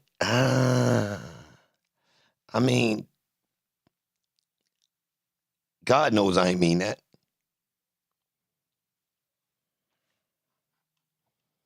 Engage in community outreach and media campaigns to deter gun and gang crime, and deploy grant funds to support effective prosecution and prevention programs. It's layered, Juice. Both at the local and national levels. It's layered. It's not one reason why they kept letting them out. It's layered. So not only do certain people need gangs in Atlanta. All right, so first off, you add to that. So you can tell someone added to the Atlanta's hip-hop scene to start using the gang aesthetic. You can see that. Someone pulled that from underneath of the shadows, because it's been in hip-hop the whole time, y'all. The music industry suppressed. We're not paying anyone who's going to promote that because it doesn't sell. They didn't want to sell that imagery at one time. Hence, even dudes who was street would come out and make commercial music. D4L had Shorty Low in it. I land my plane. It's obvious. You feel me? You couldn't get it in through a group of people. They wasn't signing it. So when did they choose to start promoting it on a national scale out of that? So look, they needed it. They shaped it, y'all. They could have kept them dudes that crossed into the entertainment world as being party, happy-go-lucky, we Atlanta-based, we ain't even really into that. They could have bucked on drill. They got black excellence that live down there, y'all. They got mega options on which way they could have went. And hence, their sound was technically trap. They embraced Atlanta is literally the trap capital. So how it evolved from being trap capital, which is money first. Yeah. Go back to the trap years. How many dudes is talking about we smoking shit? No, they talking about you better not come around here trying to take some of this money. Straight up. So how we go from Jeezy, T.I., Shorty Low, and we ain't even take Shorty Low and T.I. beef serious. Think about that. We ain't even take it serious. 10 years before Donovan Thomas and Young Thug, no one considered T.I. and Shorty Low really beefing. Seriously. Care what projects they from. Them boys two rappers, man. Nobody wasn't tripping about them boys getting into no real smoke. I'm talking about out of this world of you to say, yo, T.I. and Shorty Low, Peoples was having a shootout. Man, dudes would have laughed at your ass. Shorty Low ass need to get the hell away from the barber. Keep taking that boy's goddamn shape up and his beard off his face like that. That's what we would have said. But like, and people really vouched for Shorty Low. Don't get it twisted. People really like, nah, bro, he really from outside. But the gap from being outside and really running around banging iron at people, these two different worlds, bro. The dudes who was really banging iron really wasn't trying to be rappers. Some of them could rap, but they clearly knew, yo, I'm out here in the mix. I'm involved in too much to be trying to do some rap right now, straight up. And the guys who did, more than likely, if they was dumb enough to try to get themselves involved in music, they was so hot, they just was pressing the time till somebody knocked their damn top off. And that's what happened. Seriously. Them early 2000s, when dudes was trying to be like full throttle in the streets and trying to do the music, a lot of them really got whacked. Yeah, the music industry catch on, you feel me? They really ain't, you feel me? Now, was that some type of insurance play or something? I don't know. I ain't got nothing, I don't know about that part. But how we get here to Young Thug promoting this imagery, and it might be safe to say that is he the first Atlanta native to openly say on track that he was a gang member?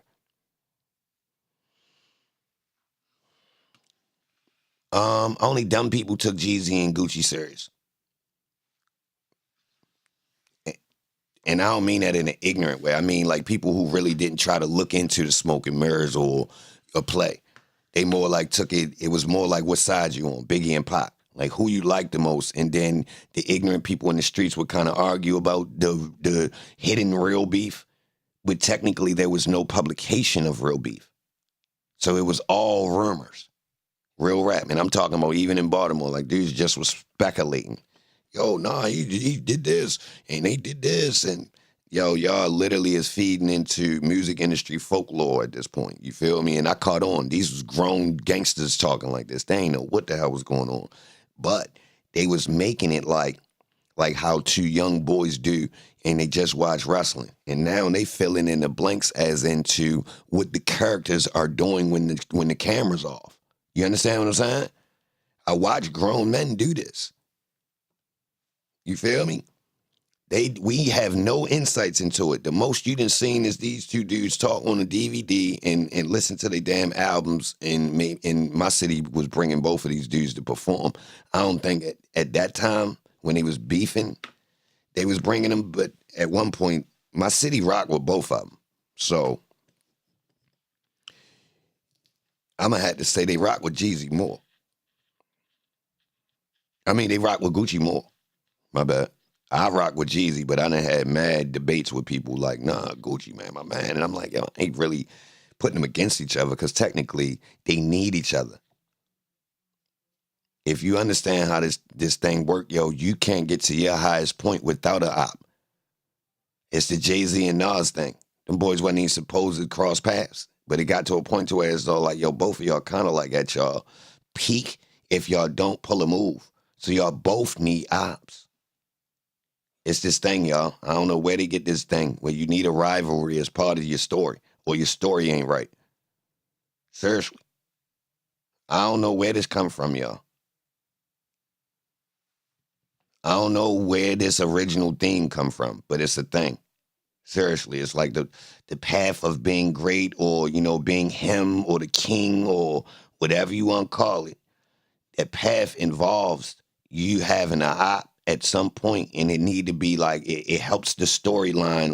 Like I don't know, I don't really get into this type stuff, but if you look around, most stories got this.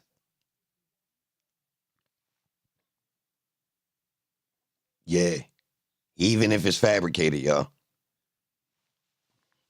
Well, you might be able to argue that all of it's fabricated. These themes ride out in sports. Like, think about it, how they build a rivalry between two players that happen to be in their prime, and they kind of, through this time period in the league, they kind of make them go back and forth. You understand what I'm saying? It sell a storyline inside of the league. Keep it going. You understand? While you building another timeline of the same thing that's going to follow up. So you got this rotation going. And they did that in hip hop. So as you got Jay-Z and Nas and these dudes falling off, they building rivalries down south. Same themes.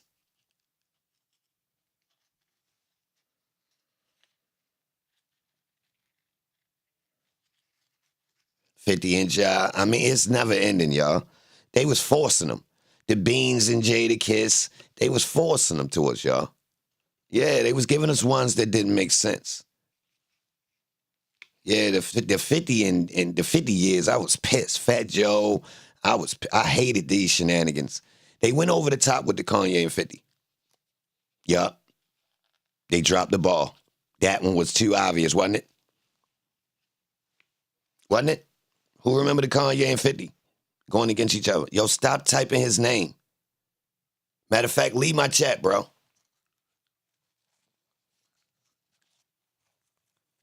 You drunk. You drunk, bro. Leave my chat just for typing that name 3 times like that. Leave, bro. Leave. You ruining the vibes. Straight up, bro. Ain't no need to be repeating nobody's name. We know all them people names. So you going out your way to keep typing that. Stop, bro. Stop, bro. Just leave, bro, because that is like, you just basically saying, YouTube, YouTube, YouTube, come over here. Like, why would you do that? You ain't adding nothing. And I'm not even trying to get on you, bro. But it's almost like you're doing it on, like you literally.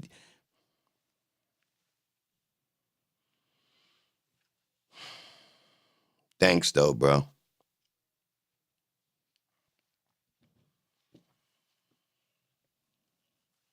I ain't even say that name, did I?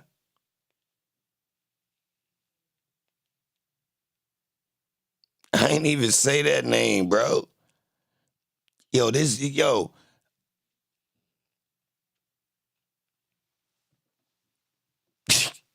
Gee whiz, bro. Yo, I be feeling like I'm getting good at evading certain things, and then certain times I just get kind of bold with saying certain things that probably I shouldn't. But I think the way I be doing it, I'm kind of creative. So when I see people like just totally disregard that, I'm confused. I swear, gets me every time.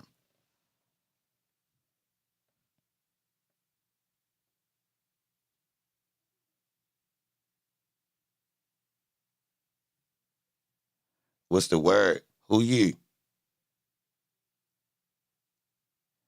I know you in real life, bro. What's up?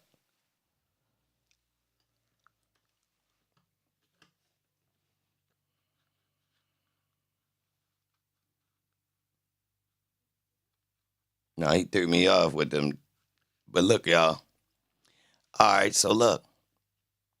I done obviously went past where the average person really cared, is concerned about. So I ain't gonna keep playing this little, whatever the hell, Department of Justice Resources allocated to gangs, PSN.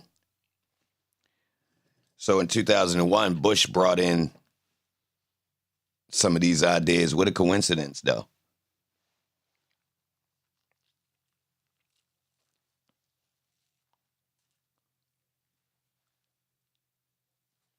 That ain't even surprising, is it? I know some of y'all like, yo, I ain't even surprised, bro. 2001, they already targeting the gangs.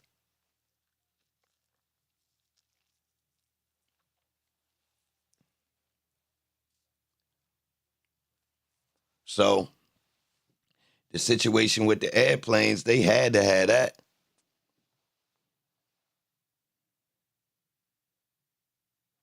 You shouldn't, but I watch content just like oh, my bad. I thought you was somebody I knew, bro. What's up? Salute. You knew? What you think? Well, hold on. This your first time here?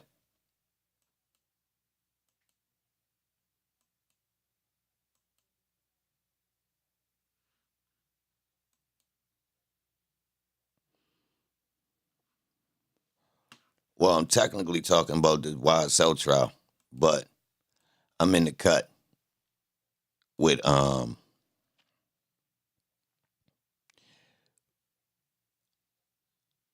believe there's other elements that need to be explored. I think Shell Callis is the police.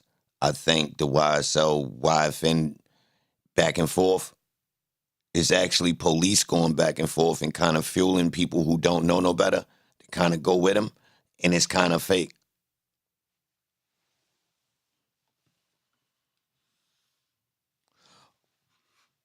I mean, some could say could we clean up certain neighborhoods if we got people who were working for Fulton County as informants to cause beef between certain neighborhoods? So say we wanted Cleveland Ave. We wanted to start cleaning that up. So would we start, putting our informants out there to cause beef 10 to 15 years prior so we could start, ramping up the, attack of it and shaping and molding these neighborhoods? We keyed in on certain groups. Is it true that they seem to be this YSL, YFN, RICO, the places where these gangs allegedly reside, is connected to civil rights? Is that true?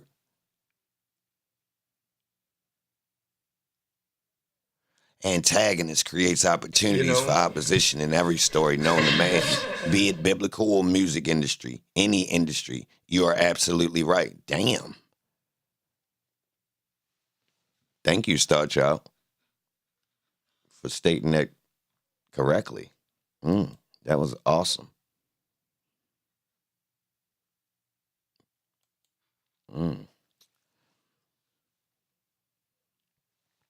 Yo.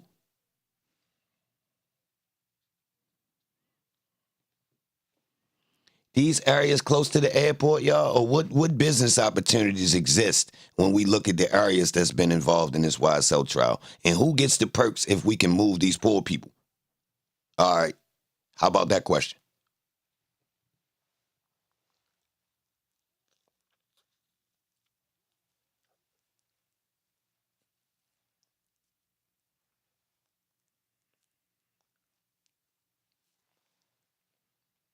Hello? Come on, baby. We got some thinkers in here. Come on. All right, our goal is we trying to shape this goddamn city. Now we need chaos. Just like that Wendy's going down.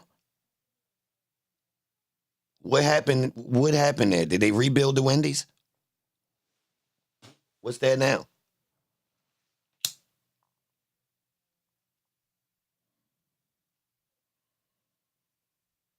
They only burnt the Wendy's? Hold on. They only burnt the Wendy's. That's odd. They was getting busy where I'm at.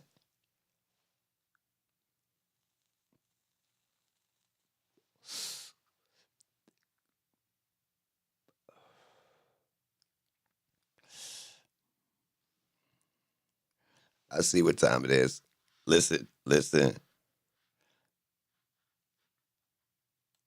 PSN also ensures that law enforcement officers and prosecutors have the training necessary to make the program work. Since its launch, PSN has committed approximately $2 billion to federal, state, and local efforts to fight gun crime and gang violence. How much? So if we're a state and we want to get some of them funds, we need to prove we got gangs. True or false? Now, this is how you get political money. True or false? Uh-oh.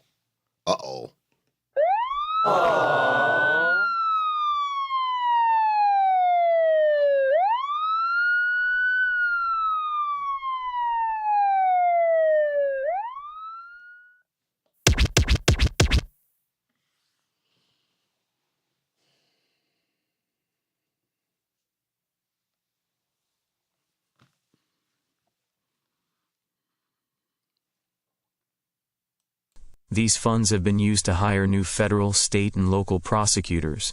Whoa. Hold up. That's what we just watched. We just watched a gang trial with local prosecutors. And all I was talking about, they just went through training. What? Provide training, hire research and community outreach support, and develop and promote effective prevention and deterrence efforts. PSN funds have enabled more than 200 federal prosecutors to be Did they put $2 billion into the schools? hired to prosecute gun crime and gun-related cases, and approximately $63 million in grants have been made available to hire over 550 new state and local prosecutors to focus on gun crime. Bro. The National PSN Training and Technical Assistance Partners have trained nearly 33,000 individuals in over 300 nationally sponsored training events across the nation who work to make our communities safer. Local PSN programs have organized training for many thousands more. Supporting PSN's state, local, and community partners is the foundation of the initiative. In fiscal year 2007, the department made available over $30 million in grant funding to support local PSN partners in their anti-gang enforcement and prevention efforts, and to provide anti-gang training and technical assistance. Additionally, over $20 million in grant funding was made available to support PSN efforts that focus on reducing gun crime. In FY 2008, the department was appropriated $20 million to support programs to reduce gun crime and gang violence. All right, y'all. I ain't gonna bore y'all to death.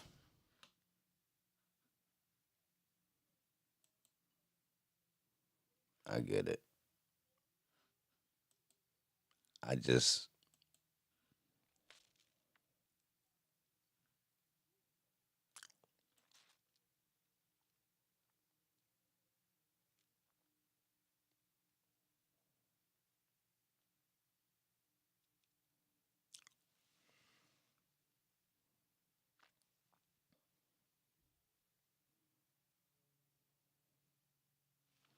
Bro.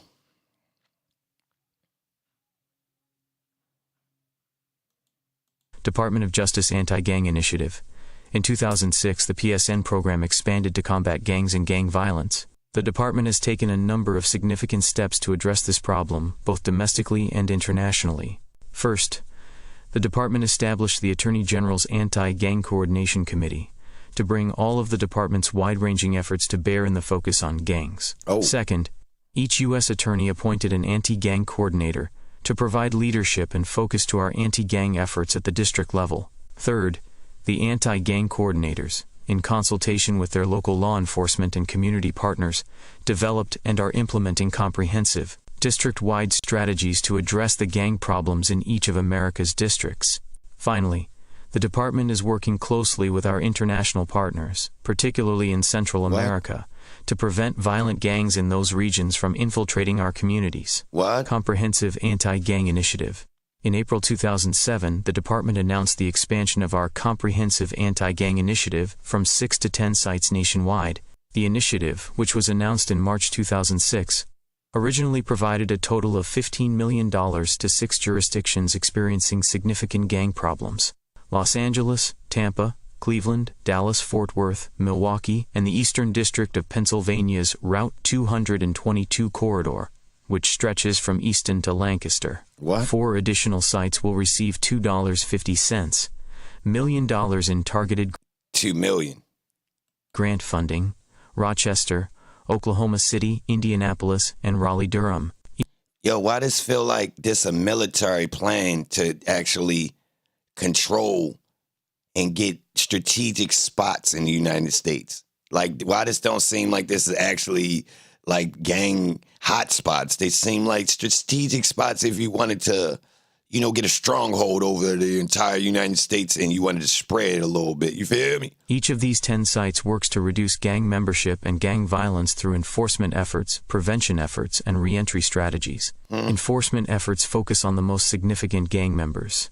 Prevention efforts focus on reducing youth gang crime and violence by addressing the full range of personal, family, and community factors that contribute to juvenile delinquency and gang activity. Finally, reentry strategies focus on creating mentor-based reentry assistance programs with faith-based and other community organizations providing transitional housing, job readiness. Nah, he ain't mean 50 Cent, Amy Lou. No. 2.5 million. And placement assistance, and substance abuse and mental health treatment to prisoners reentering. The AI can't read decimal points correctly with numbers, with the money sign, so he assumed that decimal point was saying it was $2, because he ain't read the million, so he read it as it was $2.50, but it's 2.5 million.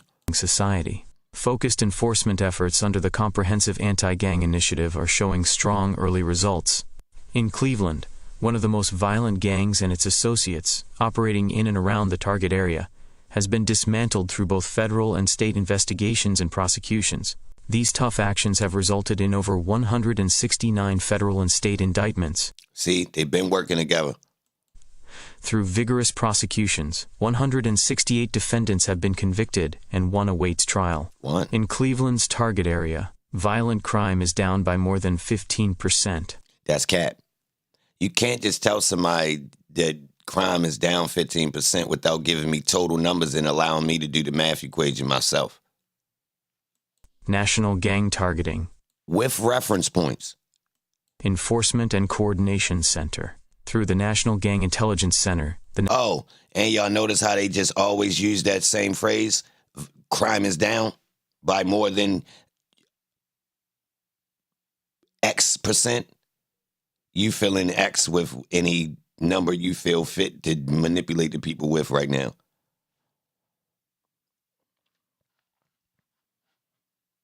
National Gang Targeting, Enforcement and Coordination Center, and the Criminal Division's Gang Squad. Yo, it's gang this, gang that, gang everything. Y'all see this? They literally just making things gangs. The streets wasn't even trying to be gangs. Look, they making people gangs. The department has established national coordination on intelligence and enforcement mechanisms aimed at dismantling the gangs literally mimicking them, y'all. Look how they got these names for everything. They got acronyms. They got all these things. They got uniforms. Like, literally, they made themselves a gang against the streets. Significant violent national and regional gangs.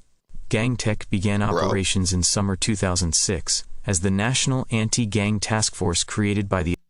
Yo, this how you know it's a play. Yo, when you type stuff and you writing something for other people to read, you supposed to use synonyms when you repeating the same words, right? True or false? Is it not a thing that you're not supposed to keep repeating the same word over and over and over in your goddamn writing?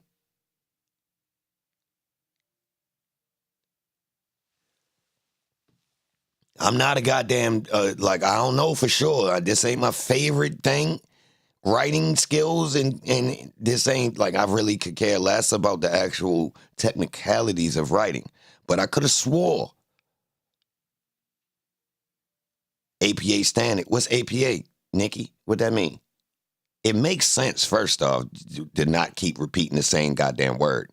It get, a little bit overwhelming. When you reading or if you writing, it's you feel me? First off, it's short vocabulary. Bro, you can't say it another way, god damn. But look, in this, they just are blatantly trying to brainwash us, obviously, because they disregarded that. The Attorney General. Gang Tech is a multi-agency center designed to serve as a critical catalyst in a unified federal effort to help disrupt and dismantle the most significant and violent gangs in the United States. It is led by a senior criminal division prosecutor with multi-agency and multi-jurisdictional task force experience. The senior investigators at Gang Tech come from ATF, BOP, the Drug Enforcement Administration, FBI, the U.S. Marshals Service, and the U.S. Immigration and Customs Enforcement at the Department of Homeland Security. Man, that's military. These federal agents work in close collaboration with the prosecutors of the Criminal Division's Gang Squad and with the analysts at NGIC. As directed by the Attorney General, Gang Tech assists the initiation of gang-related investigations and enhances existing investigations and prosecutions, aids in the coordination, deconfliction, and effectiveness of gang-related initiatives, investigations, and prosecutions, develops an enhanced understanding of the national gang problem, and proposes strategies to neutralize the most violent and significant threats, and coordinates with and supports the NGIC. Gang Tech's goal is to achieve maximum impact at the national level against the most violent gangs in this country. To further this end, Gang Tech is intended to provide one-stop shopping via phone and email for local, state, and federal investigators and prosecutors engaged in significant anti-gang efforts. What? National Gang Intelligence One-stop Center. shopping. NGIC integrates the gang intelligence assets of all Department of Justice agencies and has established partnerships with other federal, state, and local agencies that possess gang-related information, serving as a centralized intelligence resource for gang information and analytical support. This enables gang investigators and analysts to identify links between gangs and gang investigations, to further identify gangs and gang members, to learn the full scope of their criminal activities and enterprises, to determine which gangs pose the greatest threat to the United States, to identify trends in gang activity and migration, and to guide the appropriate officials in coordinating their investigations and prosecutions to disrupt and dismantle gangs. The NGIC's mission is to support law enforcement agencies through timely and accurate information sharing and strategic tactical analysis of federal, state, and local law enforcement intelligence focusing on the growth, migration, criminal activity, and association of gangs that pose a significant threat to communities throughout the United States. Bro, yo, they treat these boys like terrorists, y'all. And it's not even true. Like, they just keep using the word gang, gang, gang, gang, gang. Bro. Criminal Division's Gang Squad. The Criminal Division's Gang Squad, created in 2006, is a specialized group of federal prosecutors charged with developing and implementing strategies to target, attack, and dismantle the most significant national and transnational gangs operating in the United States. And they let Shell Cal and them operate on the streets and put them back out in 5 years. Holmes' jacket is terrible, y'all. Holmes got like 3 goddamn possession of weapon charges before he go to jail. Like, he got about 3, 4 armed robbery, intent to distribute. Yeah. And got 5 in the feds. And the state ran their time concurrent with the fed time. How that work, y'all? With some alleged bodies. Hold on. He's been investigated on different homicides in the middle of all this, too. Yo was investigated for the joint with Stillwell where the girl rolled over in the car. He is there when they shoot up Lucci Mother House. He pull up. He had multiple occasions in these events, y'all. So how the hell Holmes only get 5 years? Just like Woody. Woody got 5 because he told and he was a victim. Seriously. So you see the judge cut his 130 months down to 60 months. How shall Kel get his time cut down like that? And if he 10 years older than Thug now, what the hell he doing beefing with them? Trying to bully them? Real rap. He 10 years older than them.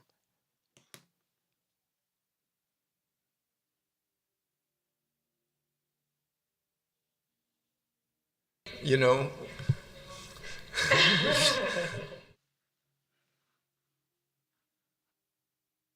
That boy ain't supposed to be on the streets, y'all.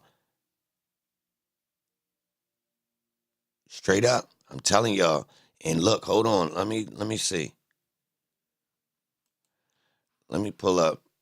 Let me see something real quick.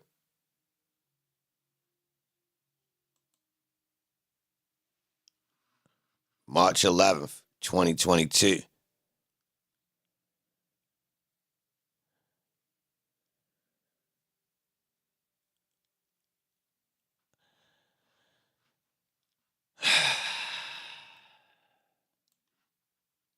When yo get out, October.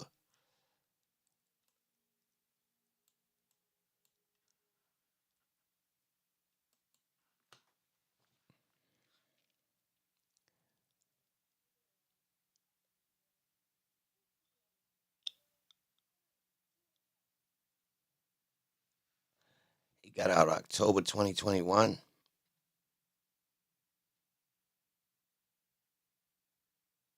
All right. Hold on. The defendant has violated the terms and conditions of probation, and the defendant did on 8th day of October.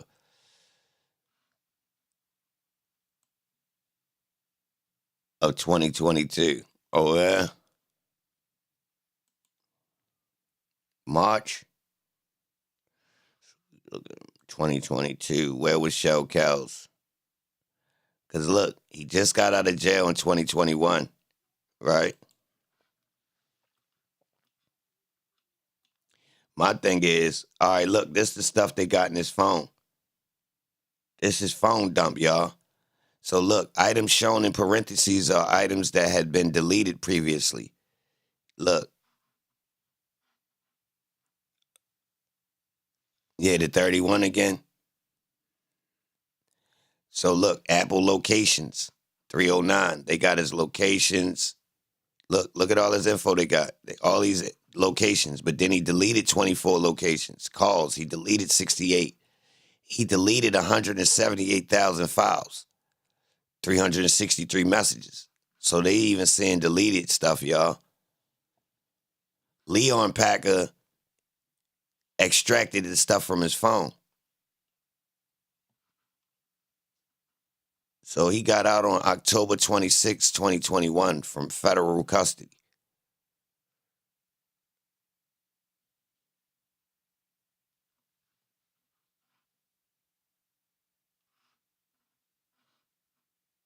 All right, it say. So that's 5 months, y'all.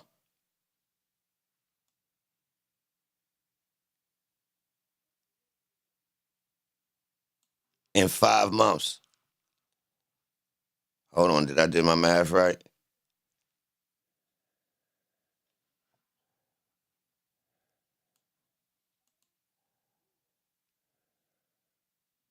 October 26th to March 11th. That's 5 months. So look, this the question. Did Kelvin, did they let him out? And in 5 months, them two boys get smoked in this whole chain. Hold on. When Lucci get poked, y'all? Yo, we got to put this timeline together, y'all. What date? Can somebody find a date that Lucci got poked, y'all, please? I don't have that reference sitting right here. Come on, baby. Somebody give me the date.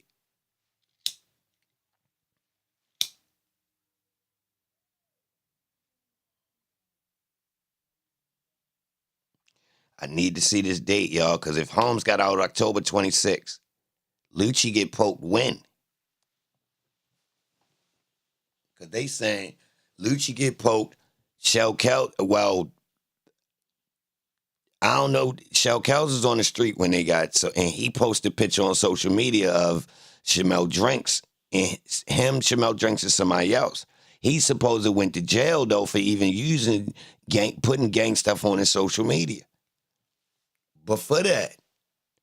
So why they let him stay out if they violated him after that for this very same thing that could have saved these two boys?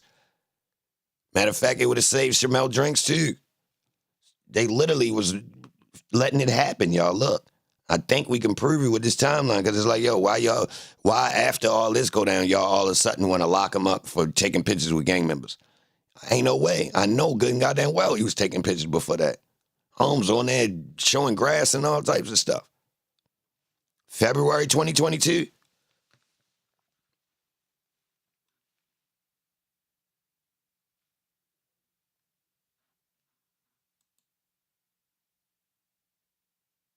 Mm.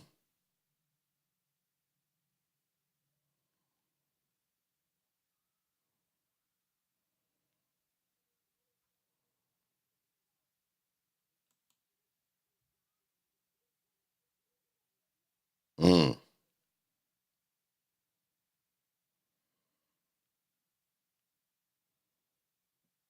March 3rd.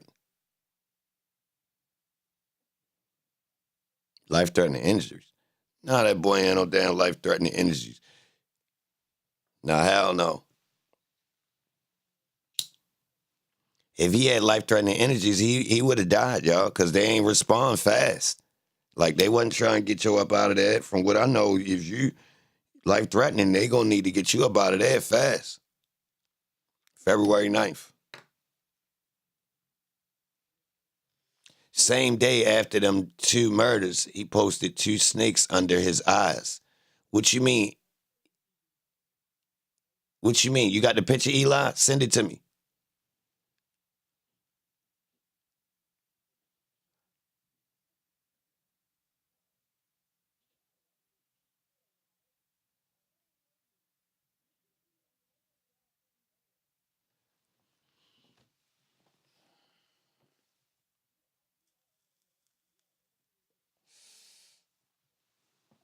Send me the picture, Eli. EBAN Films at Yahoo, please. When did Rico come out, Anita?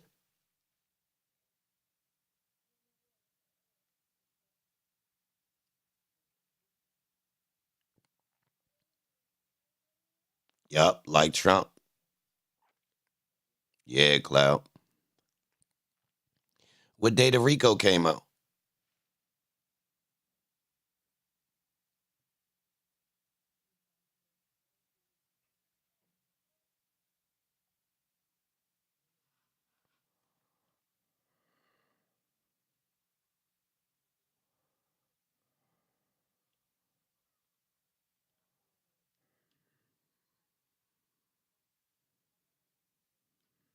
And how homes get popped?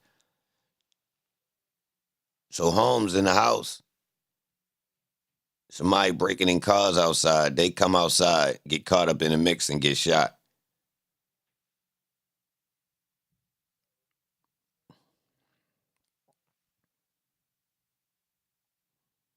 $2022.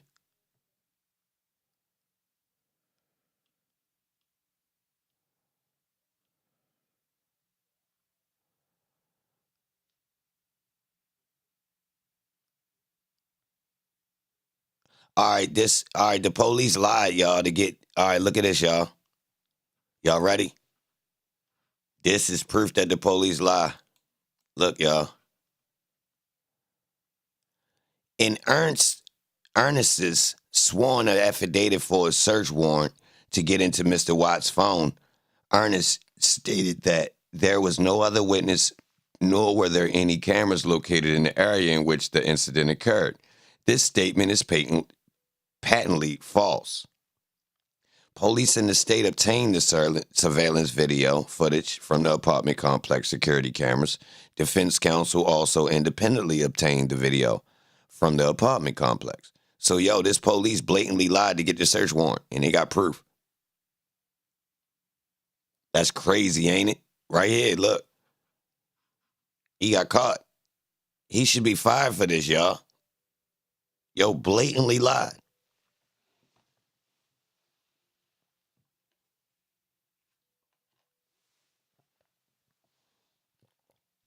Yeah, I thought that was odd. It's Fulton County. Just to see why this stuff not going viral, y'all. Like, remember I told you, I said, you could go in paperwork and find all types of corruption. So why they making a big deal out of this petty-ass corruption that's in the one Young Thug trial?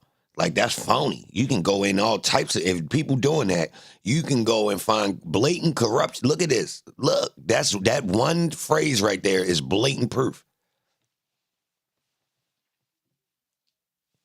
Remember I told y'all this. I said, the police, they the key, the way they write it and juice it up, and nobody on the other side really hold them accountable unless you pay a lawyer to go through it. The judges and other lawyers and all that, the DAs, they let it this all there.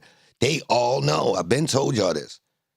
I said, they got all the paperwork. Who remember me saying, these people got all the paperwork, bro. They can really see it. I got to pay to see it. They got it. Recidivism saves their jobs. They created recidivism. That's man-made for job security. It ain't just, they allow recidivism, which is organic, and they don't try to fix the cycle. Nah, they perpetuate it like a Swiss watch. Swatch.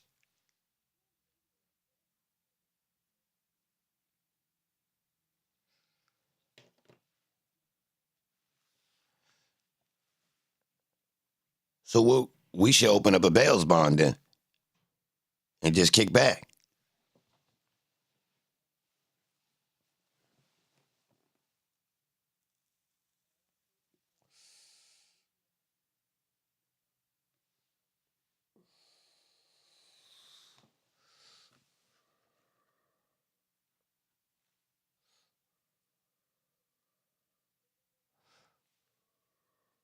Who gonna screenshot this, y'all?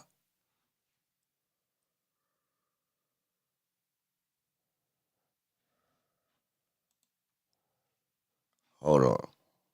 Let me make make it so you can see it all.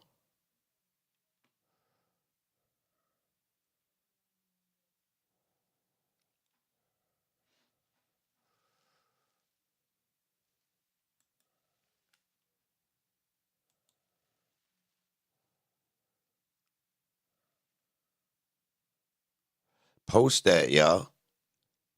Like, technically, that's why YSL's big as op. Now, the police lining his ass up, to be honest. Now, that makes people had to tell on other people and perpetuates this thing we got going on, too. Y'all do know that. Yeah. Now, look, they put Holmes back out on the streets. I'm saying, man, listen. When you look at this boy jacket, man, this boy, if you ask me, he not supposed to be on the streets in 2014. So the beef between him, like him being running around causing and shooting up the car window at the gambling spot and all that, I don't even think Holmes supposed to have been on the streets right then and there.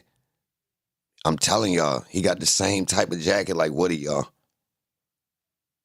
Armed robberies, gun possession, all this before we even get to 2014, which means he should have got a 5 around then, y'all. Seriously. That's not making sense. You got multiple people who should have got some 5s around then. They got the combo pack. Armed robberies, gun possessions. What are we doing? That's a 5-piece. When you're young, yeah, that'll get you your introduction into prison. Go ahead and take a 5. These boys getting layered runs of in and out, violating probation 4 times, y'all. Yes, violating with a sawed-off and violating with a pistol. I ain't making this up.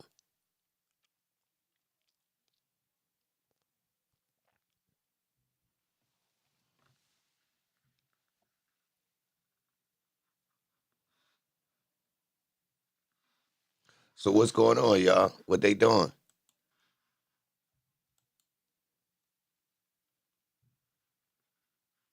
Salute to everybody that had the Cash App, too. Joseph Thibodeau. I ain't see that. Salute, bro. Amy Lou. Andrea. Jawan. Salute to all y'all. I appreciate that. Hold on, let me check my email.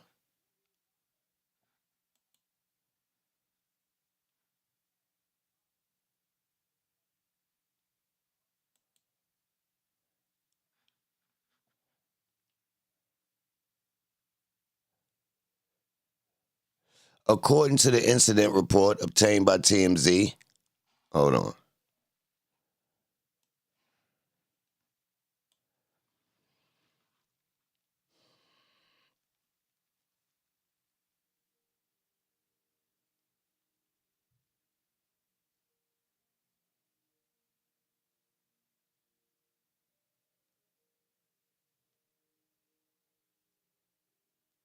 All right. That boy got a nose ring. And he got the TV teeth.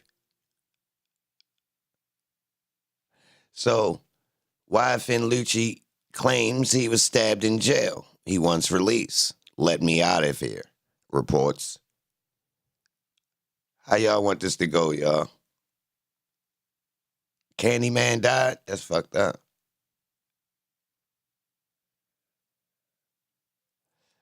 All right.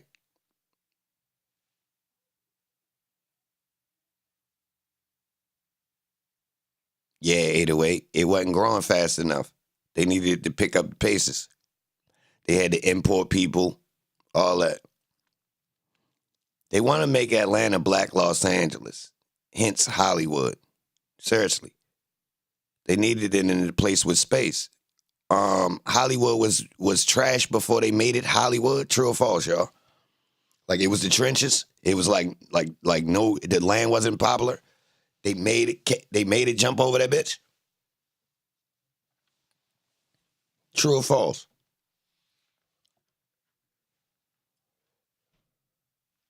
According to the incident report obtained by TMZ, both YFN and another inmate possessed sharp what?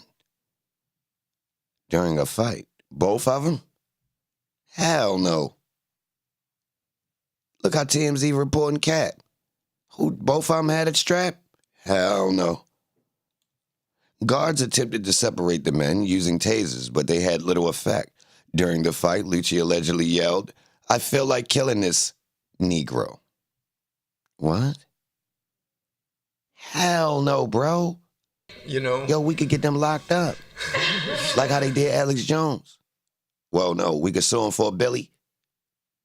Let's sue him for a Billy, y'all. They lying. Lucci sustained a laceration to his head during the melee and received medical treatment. Unclear if it's the stabbing injury he mentioned in docs. He mentioned? Huh? What doc? According to the report, the other man will be charged with aggravated assault and battery. It does not appear that Lucci will be charged. What? But I thought you said he just had a strap. Well, I think Lucci is desperate to get out of jail. Yeah, I said desperate. As he awaits trial, he was on PC. He didn't want to tell anybody that. In his murder case, because he thinks he might literally die behind bars if he stays locked up. According to new legal docs, the rapper claims a fellow inmate at the Fulton County Jail stabbed him last month. That would be considered telling. And he also says he's been told there's a bounty on his head among inmates. That's telling too. In the docs obtained by TMZ, but they didn't post them, or maybe they did and it's at the bottom, Wyathan Lucci claims he was stabbed from behind while on a video call with someone on the outside. And he says the other inmate used a homemade shank to stab him. He said that? That's telling. Why would they post this man telling like this?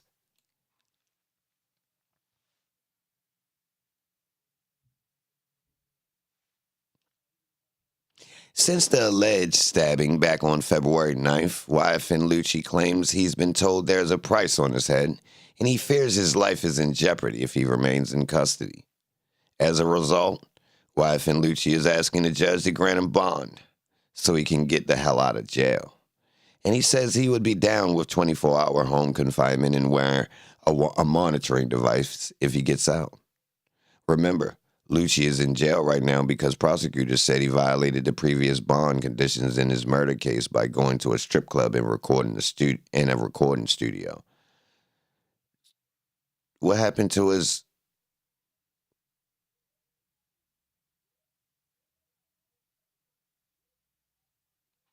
Hold on, bro.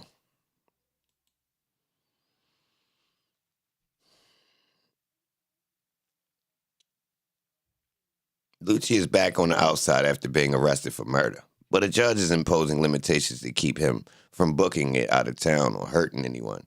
So the judge gave him bond on the murder. Yo, teeth is crazy in this picture. Photos and video emerged Monday of the Atlanta rapper getting sprung from jail, where he'd been in custody since turning himself in last month. He seems happy to be free for now, but he had to drop a bundle, a $500K bond, to get released.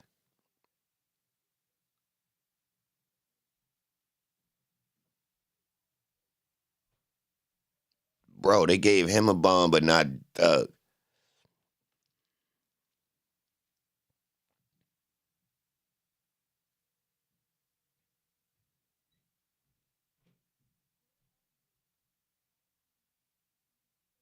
Yo, I ain't gonna lie, bro.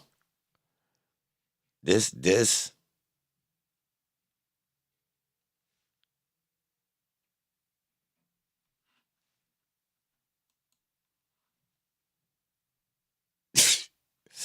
Yo, this story is crazy when you really look, yo.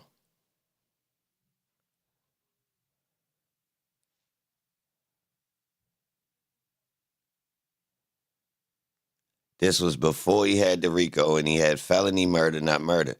B-Dash, I swear you people cut in at the wrong time to fill in blanks that I don't need it filling in. But when I ask questions, y'all never around. I'm going to keep it real, B-Dash. That's odd. When I do need help, y'all never around, but y'all add in when I don't need it. It'd be weird as hell.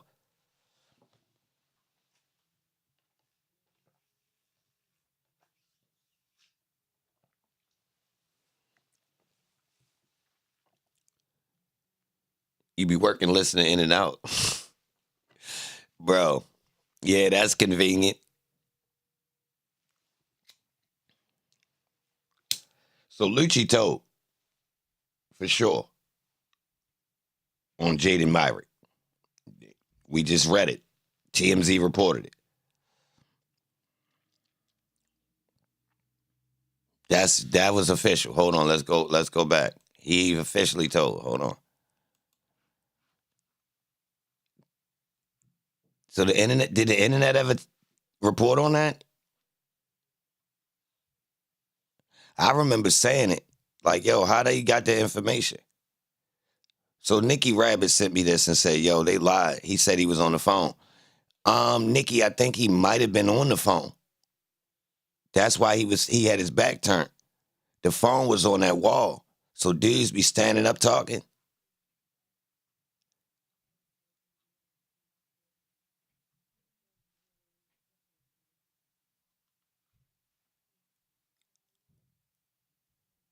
He was walking toward the phone. Well, right here, bro, it says he was on the phone, though.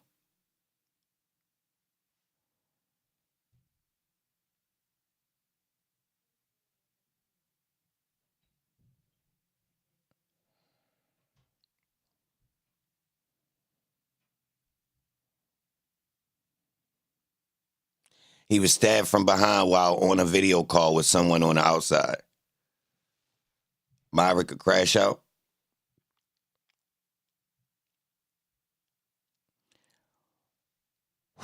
While Myrick was on PC. There we go, Dash. Now I put the pressure on you. Uh-oh.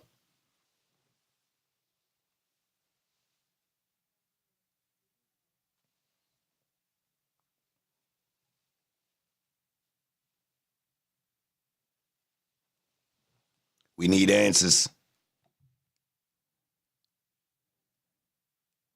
Why would you type that, Dash? That don't answer my question. Don't use that K word. And now you getting vague. See, yo, why when I ask questions, dudes get real short with their answers, y'all? But yet, when they correcting me, you feel me? Like, yo, come on, Dash. Golly. Bro.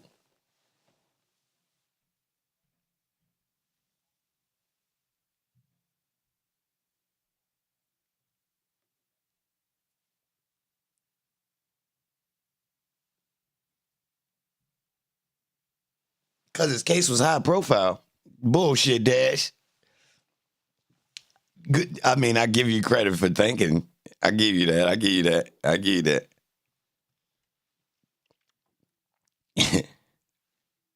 Nah, I ain't take it as you was really trying to correct me. Nah. You cut into it a little bit, but nah. I see where you're coming from. You familiar with some information that I'm probably not privy to. That's why I'm like, well, hold on, let me ask you something that I really don't know. Maybe you got this. You ain't got that though. His case was all on the news. They had people from DC marching for the man he unalived. Ugh.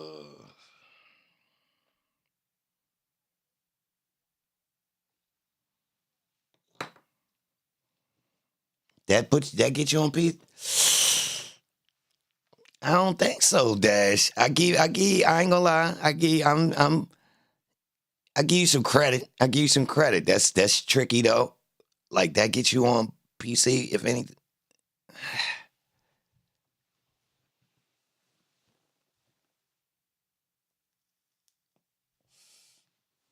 Well, we learned they got shanks in PC and it ain't safe. Lucci got a lawsuit, y'all. I don't care what nobody say. Nah, no, Dash, it's crazy. But nah, technically you might have hit it with that. I'm gonna give you some credit on that one. You might have hit it. That could get you some different type of treatment because of what they on, not for your safety. You feel me? Like I don't think they worry about his safety, but to ensure that your ass make it to court and nothing don't happen to you because it was high profile. Yeah, put him on PC. Yeah, so but not necessarily for his own safety. If you look at the video, it looked like he got shanked. What you mean? Oh, nah, he did. No, for sure. For sure. But he hit the pump fake at multiple doors, so you don't know which one. You understand what I'm saying, Dash? He hit like 3 doors. Yeah. I've been people. That's why I said Lucci was crazy for even walking out there with him. Yeah, everybody's seen Yo hit the doors. The way he was bopping around slow, then he tried to hit then he looked straight in the camera when he hit the steps, when he came down the steps that second time out the top tier. Hell yeah. I'd have been on his ass. That's why I was tripping to him. And first off, Lucci not knowing who he was is crazy. Now you just exposed it because the boy was all over the TV. So now you just exposed that part. Lucci cleared, they looked, man, they addressed each other, goddammit. They had a conversation. A regular one, not no beef conversation. That's why Lucci said he snuck me. Which means they had him in on cool terms. Think about that, y'all. And what they say the other day. Who said they was on a plane with Lucci brother and they ain't want no smoke? Y'all was paying attention yesterday? I know it was boring as a motherfucker. Y'all heard that shit? Somebody said he was on the plane and they ain't want no smoke. Now, technically, you really can't do nothing on the plane, but you know how this go. I sent a couple things that happened before Thug got locked up. Okay, Eli. Send me everything you got, baby bro. I feel like doing some real research now that the regular people falling off. Y'all gotta help me get some views and some traction. But now that all of the clowns is drifting away, hopefully they is. But I was kind of on a strike because they was filling up the algorithm with a whole bunch of like just, I'm sure they filling it up with the, the judge from yesterday and Kayla and Stillwell, but I ain't really into that part. And I don't feel like talking about Puffy right now. You feel me? So if they was really rocking with Thug, they would really want to know what really went down. And then you got this other little part that's on the back end, whether or not Thug was part of orchestrating this play, and it was a part of what he needed to do to further his career, as in it was already scripted for this. Hence, his character is like the evolution of where Atlanta was going with a generic name of Young Thug. Now, mind you, one of my conspiracies, I'll admit this is kind of conspiratorial.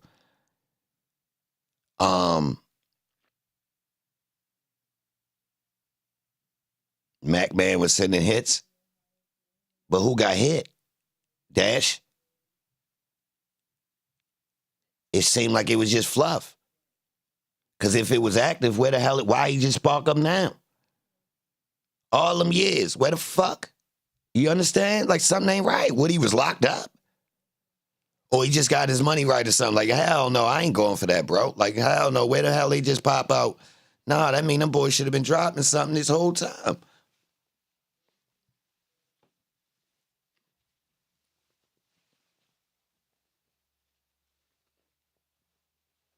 I ain't really going, though. B-Dash. Now, I heard, well, I might have missed a couple pieces, but I heard the context. I heard technically they was, but see, the weird part is that all of this, what we listening to is allegedly happening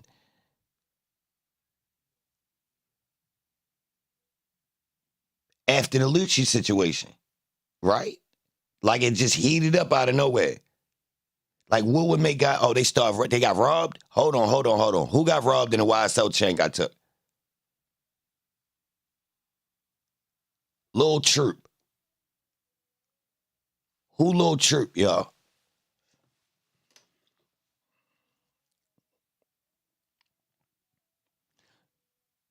Hey, yo, Lil Rod smoked. A Lil Rod is accused of smoking a PFK member? Come on, Dash. I know that's King Troop's son, man. God damn it, Dash. God damn you, Dash. God damn you, Dash. What the hell?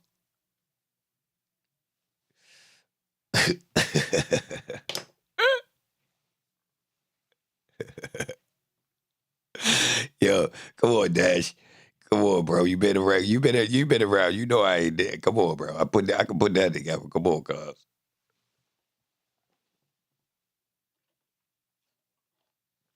All right, put it like this. Dash. I thought it was odd that his name just popped up. You feel me? Now in age reference, I get it. He probably just coming off the porch or whatever the case. But it just came out of it just kind of surprised me. That's all. I don't even know why I asked who he was. Yeah, man. I guess I was really asking his proximity to YSL versus like he crippin'. I should have just asked. Is he crippin' or he full throttle YSL or you feel me? So I guess I was more looking for that type of. I already know. You know what I mean?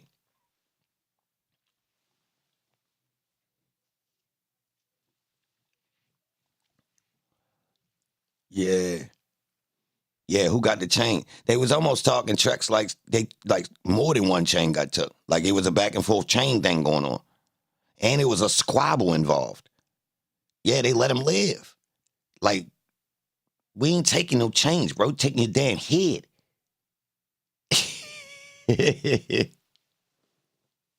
Yo, we bringing heads back, bro. A YFN chain got took too? Yeah, I heard that. But this petty. They taking them little thin ass joints. If we don't get it from the main guy, it don't count. First off. Yeah, bro, that side guy chain shit, man, fuck out of here. We want the main one. Or the head. Seriously, y'all, don't bring no thin ass chain back around here, bro. Swear to God, we stepping on that shit. I'm talking about literally putting it in the street and kicking it, like kicking the diamond. That little phony fluke shit, bro. I swear my little niggas bring that shit back. Watch what I do with it. They gonna be pissed. I'm a toss that bitch. Like, bro, seriously, bro, fuck this shit. Where home? He's still around? Y'all let him go? Seriously. Nah, bro. Take no damn chain. Nah, bro. I do not want chains. That is 1990 shit, bro. I do not want it. That shit hot. You can't resell it. You look guilty. Seriously. What we getting with that, bro? Oh, I guess I got his chain. Man.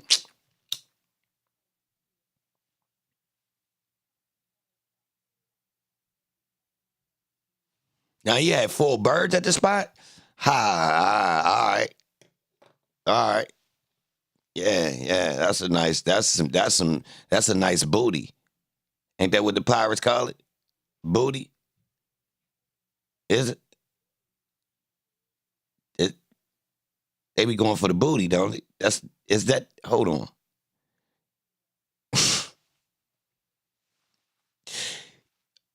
The gold is the booty? I'm tripping. Who be watching them pirates, man? Y'all know about these pirates, man. Man, word got back. Christopher Columbus and them niggas was pirates. When you get the gold, is it booty?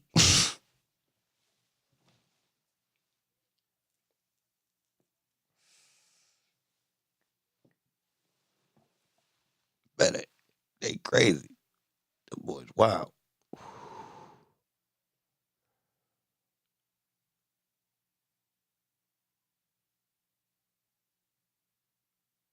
They chain sound like matrimony stuff. I got your chain, you got mine.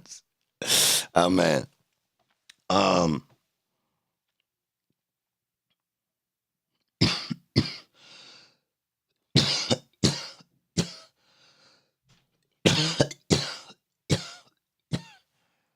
So Lucci's scared. Somebody put money on his head, so he reversed, turned around and put money on people on the streets' head. But they saying he's scared and he want to get out. But he told. So he put money on people's head and he telling. Damn.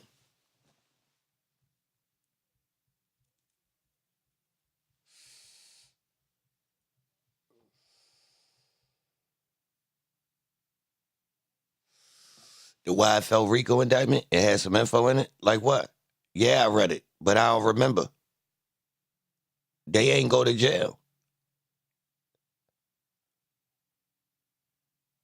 I'm smoking, Donna. I only cough if I'm smoking, to be honest. And definitely got some gas too. Yeah, Donna, I be smoking. Sometimes you'll hear me coughing because it's just something smooth. Sometimes it really be some gas. And I'm up here hitting it, talking, thinking I'm some type of smoke champ or something. You feel me? So sometimes it's just a conflict of interest going on. You heard? Now, my lungs is probably rough, but still, yeah.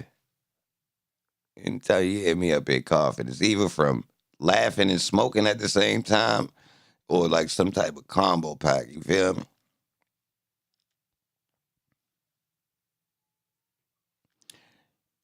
Shell Kells ain't right. Hold on, y'all. I'm talking about it's really bad too, y'all. So I really feel like, all right, so we gonna lead this like this, y'all. Lucci told for sure. He told on Jaden Myrick. So Jaden Myrick has to go to trial, and they are introducing why the overt act of poking Wife and Lucci up. So if he gave them statements, even though they got video footage, but still, you see what TMZ said. TMZ said Holmes gave up the information, man. It's in the paperwork, though.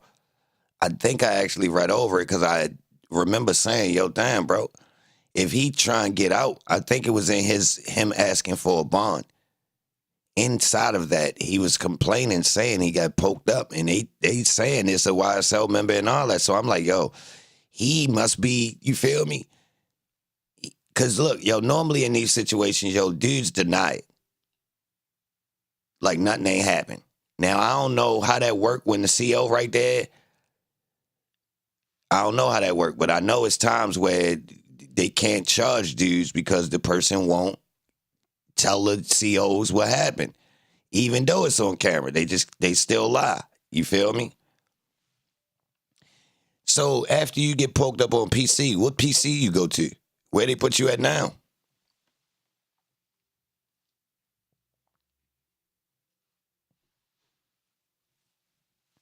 And what's the coincidence that shell cows get out on the street?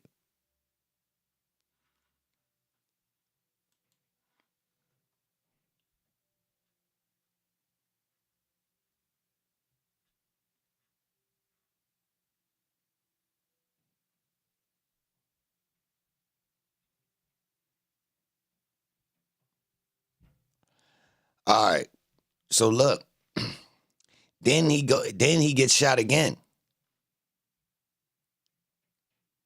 So Holmes then got shot twice since he been home, y'all. Holmes then got shot twice since he been home. Allegedly, one situation was fluke, and the other one was him and some dude. The paperwork say he was trying to rob the dude.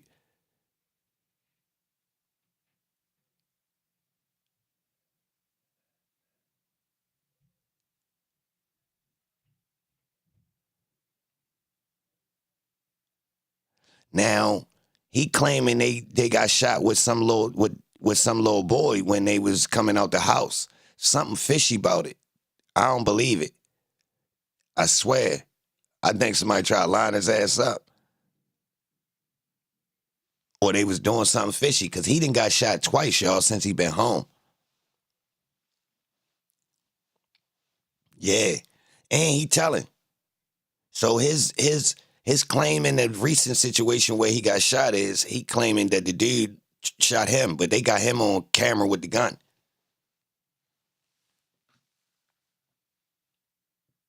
Man, I think this nigga police. Ain't no way.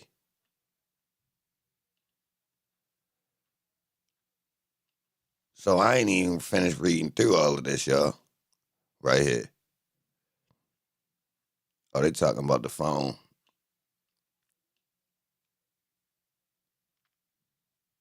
The phone was illegally seized.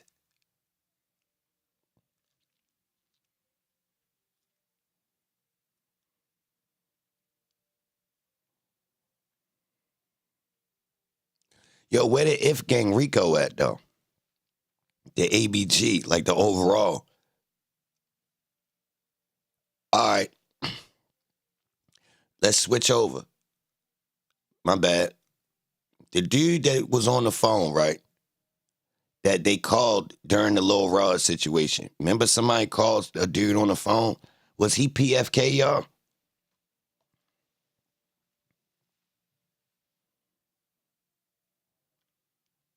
Remember the dude that got smoked? Somebody called and talked to somebody on the phone and they got I don't know how they got the call, but regardless, they got the dialogue from the call. And somebody said, what gang was them boys in, y'all?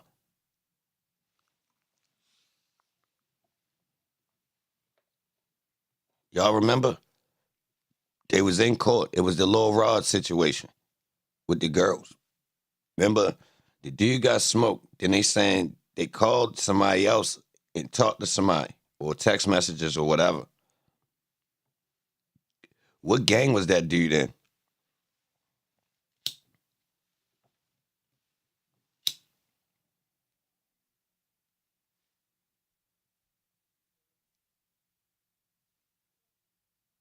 Anybody remember that? Damn, nobody don't remember?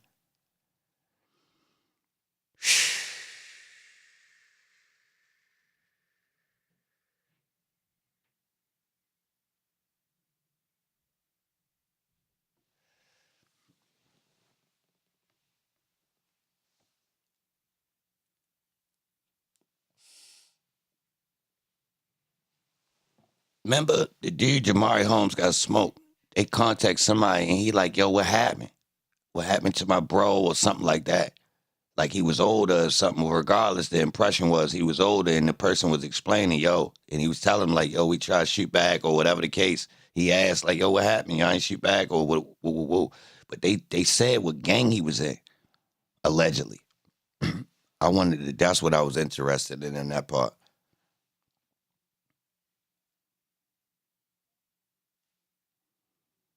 Because we got this PFK connection coming, right? Now, they got a RICO coming about PFK. Play for keeps. Now, if these two, they start investigating them in 2019, when the Rod situation go down? Because it's almost like that they cross paths. Now, it's alleged that PFK had joined up with YFN.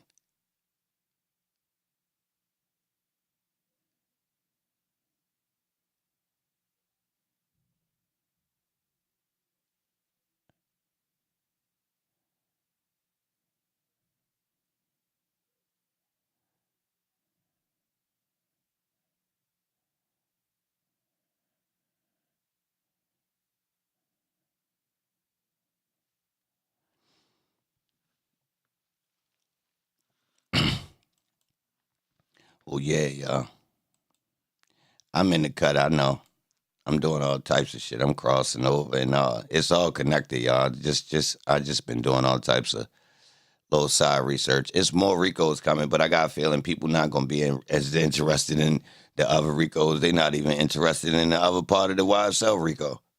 The remainder of the first part. Imagine the second trial. So people not gonna watch the second trial, or they not even gonna televise it.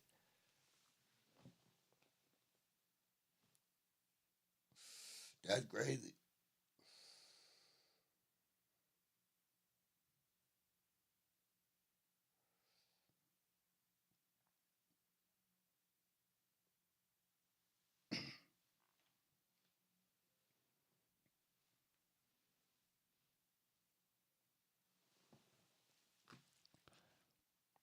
Well, my whole idea is if that kid was PFK, Lil Marlo was PFK, you got people saying they turning up, right? But allegedly now they beefing with YSL, and it's connected to this YFN thing. So it's just now Thug moves away. Now all these people left. This ain't gonna stop. It's just gonna keep going. So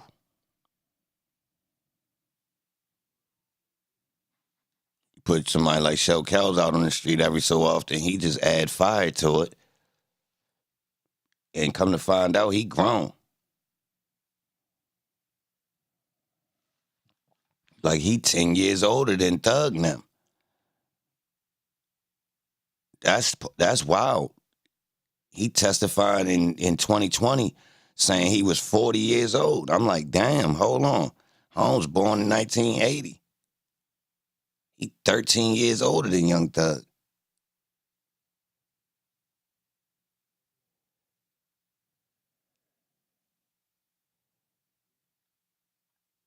That's crazy. What is he even doing beefing with them? Like, I was surprised when I seen that. I thought he was closer to them in age. PFK beef with 21 Savage gang. So, what's that little kid name? Baby Drill. He PFK. He alleged to be the Marlowe shooter. Allegedly.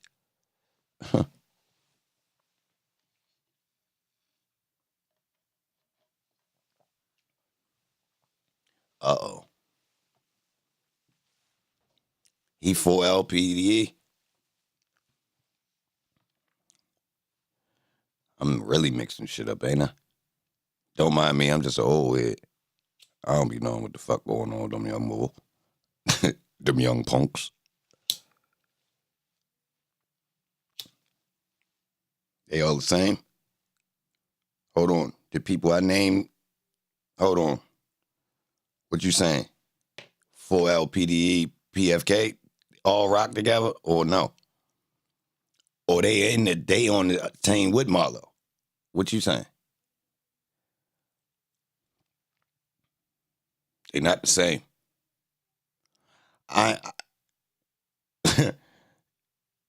Well, we got some people that kind of rock with each other, but it ain't really no blend.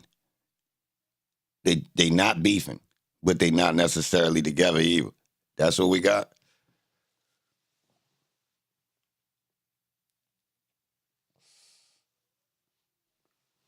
Sometimes you see people do music features and stuff like that, or you might see people cross paths, but they not necessarily really rocking with each other. Then sometimes, so I know y'all, it be mad different ways people be, it could be family ties got them, but they ain't necessarily clicked up like that. It's just some little links.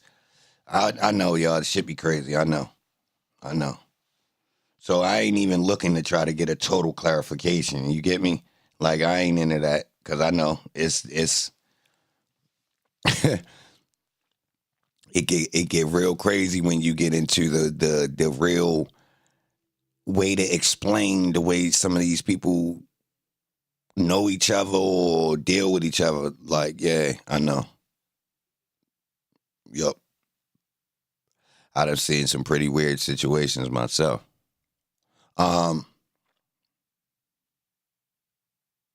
What's up with the Rico though? What the streets of Atlanta saying about PFK's Rico, y'all?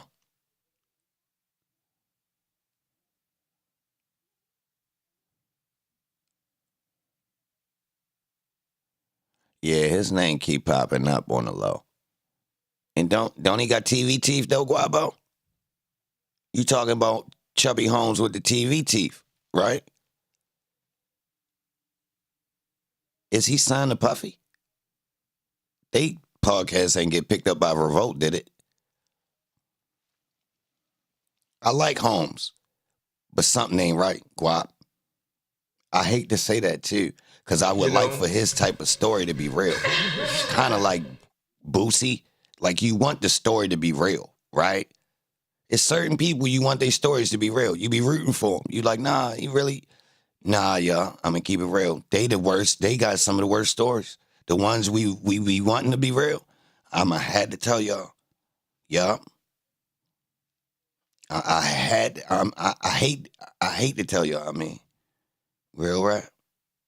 And I hate to be a party pooper, but at one time, I'm so happy to see niggas win. You feel me? That's from outside. I be rooting for dudes loose on some old, yeah, that shit. Hell yeah, you feel me? Even though I might not necessarily be a Boosie fan listening to his music, but technically overall, he represented the streets, right? So you always he one of them guys that you kind of like, nah, yo, he kind, you want to see Boosie win. He a little dark skinned little nigga with the fade. You feel me? So over time, when I start really catching on, hold on, Holmes ain't right. Holmes really ain't right. It really started taking a toll on me, y'all. I'm gonna keep it real. The young boy, me looking at Joe, that kind of had an effect on me because it's like damn near a similar play where you what made me look into Young Boy was the amount of times people told me he was the #1 streamed rapper. And I just thought it was odd that this idea was being force-fed in media.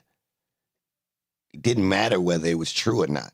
Just the idea that people were saying this, regular street people though, like using it as a reason to believe he's the best, right? Or whatever it was he was holding down. He was the most street young nigga or whatever. It was like a 2-3 year window, right? So when people kept saying that, I'm like, yo, hold on, bro. Something ain't right about Holmes. So I went to go look.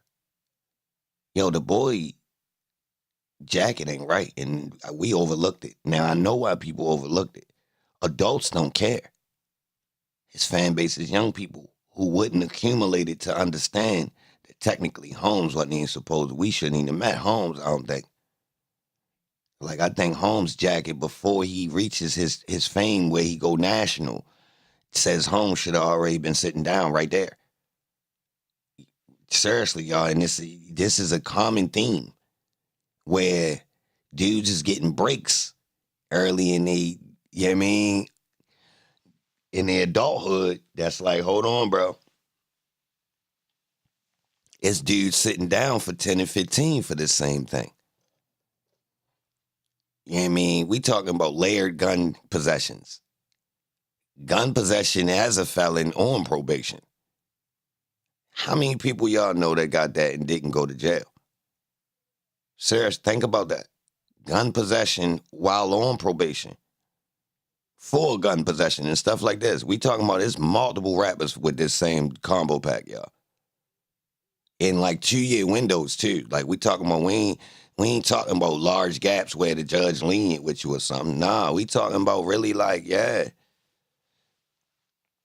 Like the same stuff that your man, somebody locked up for these same combinations, and when they came in court, the judge looks over it and say, "Whoa, well you came through here," so they almost obligated to give you a little homie timepiece. We gotta get you right because you escalating to where as though you might think it's a game.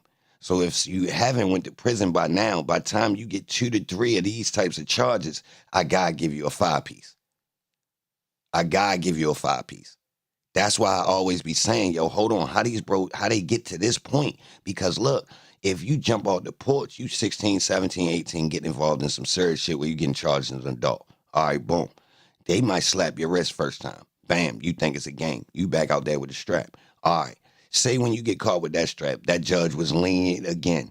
Man, you mean to tell me a third time you still ain't getting no damn jail time? So you done got, a lot of dudes got armed robberies and gun possessions within 3 of their first felonies. In my eyes, that's 5-piece. Men. Straight like that. Yo, that's if y'all want to know I done figured it out. Look, a lot of these rappers or all these people jackets we done looked into. And when I come off of they looking at their records and they charges, and I come back and be like, yo, I don't know. Because look, if you get, first off, you a goddamn flight risk to record labels. If you done got this jacket right now and you on all this tons of probation, all this weird ass shit. People in business don't really like signing this. Now, you can work with this if this what you targeting, though. So, boom. The problem with that is these judges don't like young people that don't have jobs and had tattoos on their faces and trying to be rappers. So when you mean to tell me these people that's trying to be rappers is getting away with these types of charges, y'all?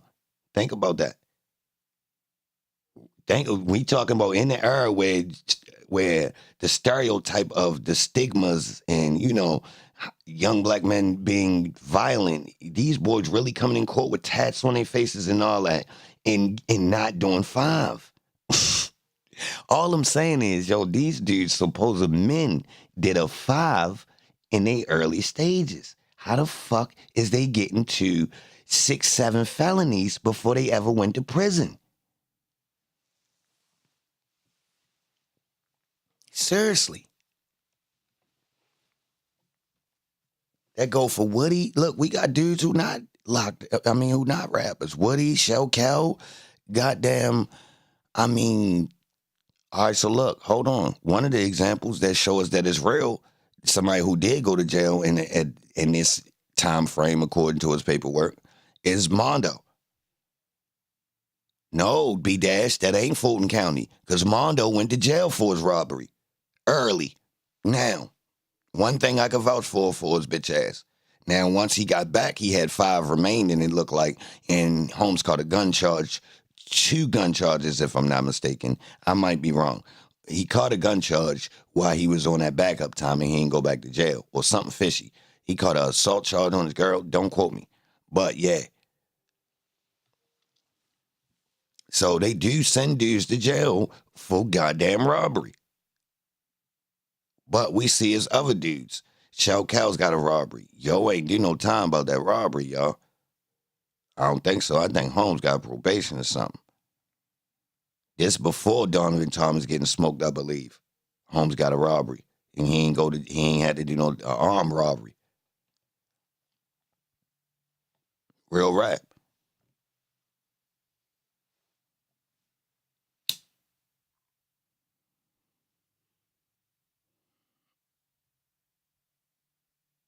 Oh, yo, any B Dash, Trap Commander. Is that his daughter that testified? Mariah Smith? What you know about that? Since I'm just freestyling.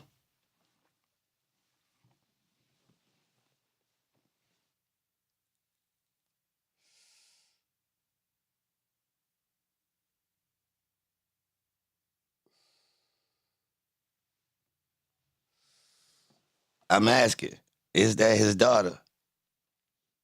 I'm not saying that as a fact. The reason why I latched onto it, the possibility, is because somebody sent me a clip of her rapping, and she was getting busy. And normally, young people that can rap their ass off, they got a parent that get busy. Now, if he an older nigga that can rap, which I did listen to his songs, he can rap. It seems plausible. Now, I'm going off of the fact that they got the same last name, the link between the Jamari Holmes murder, her telling, allegedly, and then him getting robbed. Because when they first mentioned that he got robbed by Eppinger and BB, I'm like, yo, why would niggas rob yo? Because I just seen him on a video for the Cleveland Day. He on one of the Cleveland Day videos like he was cool around the way. And he, he was an older dude, that be in the trenches. So why would young boys just rob yo?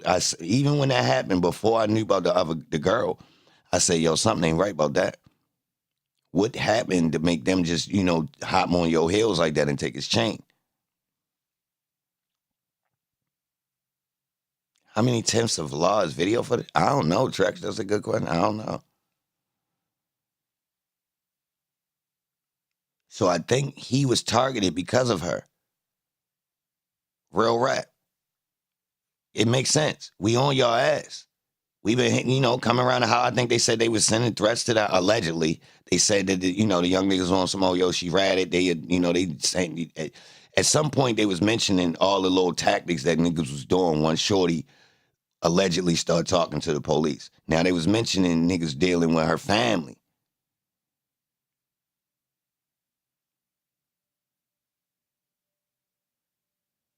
You understand what I'm saying? So that's why I was like, hold on. Is that her father?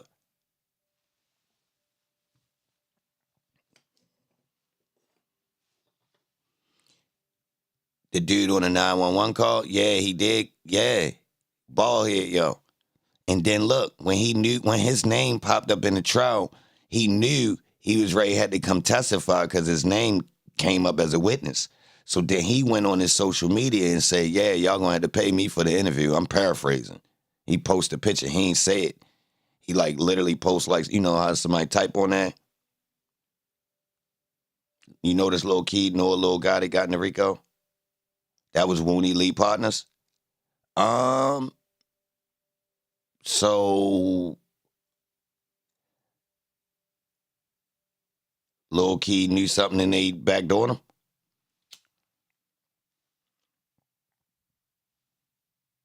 Who Rudy Gang Guap? Oh, all of them. Then they clowns then. Everybody that's Rudy Gang is clowns. Yup, you can't even say Rudy name the way you let him go out. So I'm gonna tell him.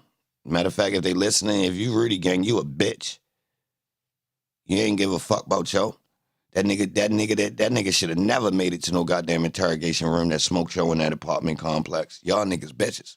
Straight the fuck up. Y'all niggas is not gang. Ain't no way. That nigga and his girl would have been dead. My man got shot like that. Straight the fuck up.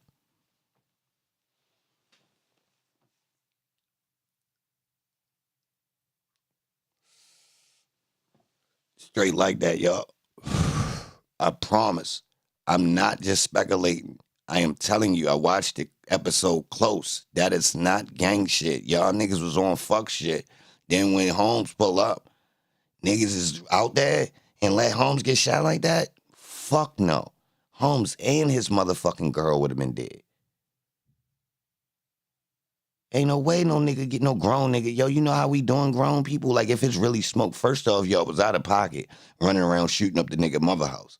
Then y'all ain't tough because ain't no, like if we running around wild young niggas, ain't no regular, dude gonna come and try to press us. He gonna leave it as, yo, man, I don't feel like fucking with these young niggas. So obviously they wasn't that wild. This nigga approaches him with his girl. 808, basically, the young niggas in the apartments had some smoke with some niggas, right? With a nigga. They go shoot up his mother house. Holmes come back. Pull up on him. Hop out. Yo, why y'all shoot up my mother house? Now, this where the discrepancies come, but regardless, Holmes winds up shooting Rudy. Now, my theory is it wasn't just them out there. Holmes say he pull up on them and ask him type shit. Yo, why y'all shoot up my mother house? You know what I mean, type shit. Now, he tried to make it like they had a scuffle. Holmes had the strap.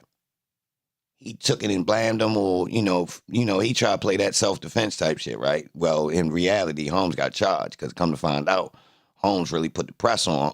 He ain't had to come like that type shit. Nah, he was the aggressor type shit.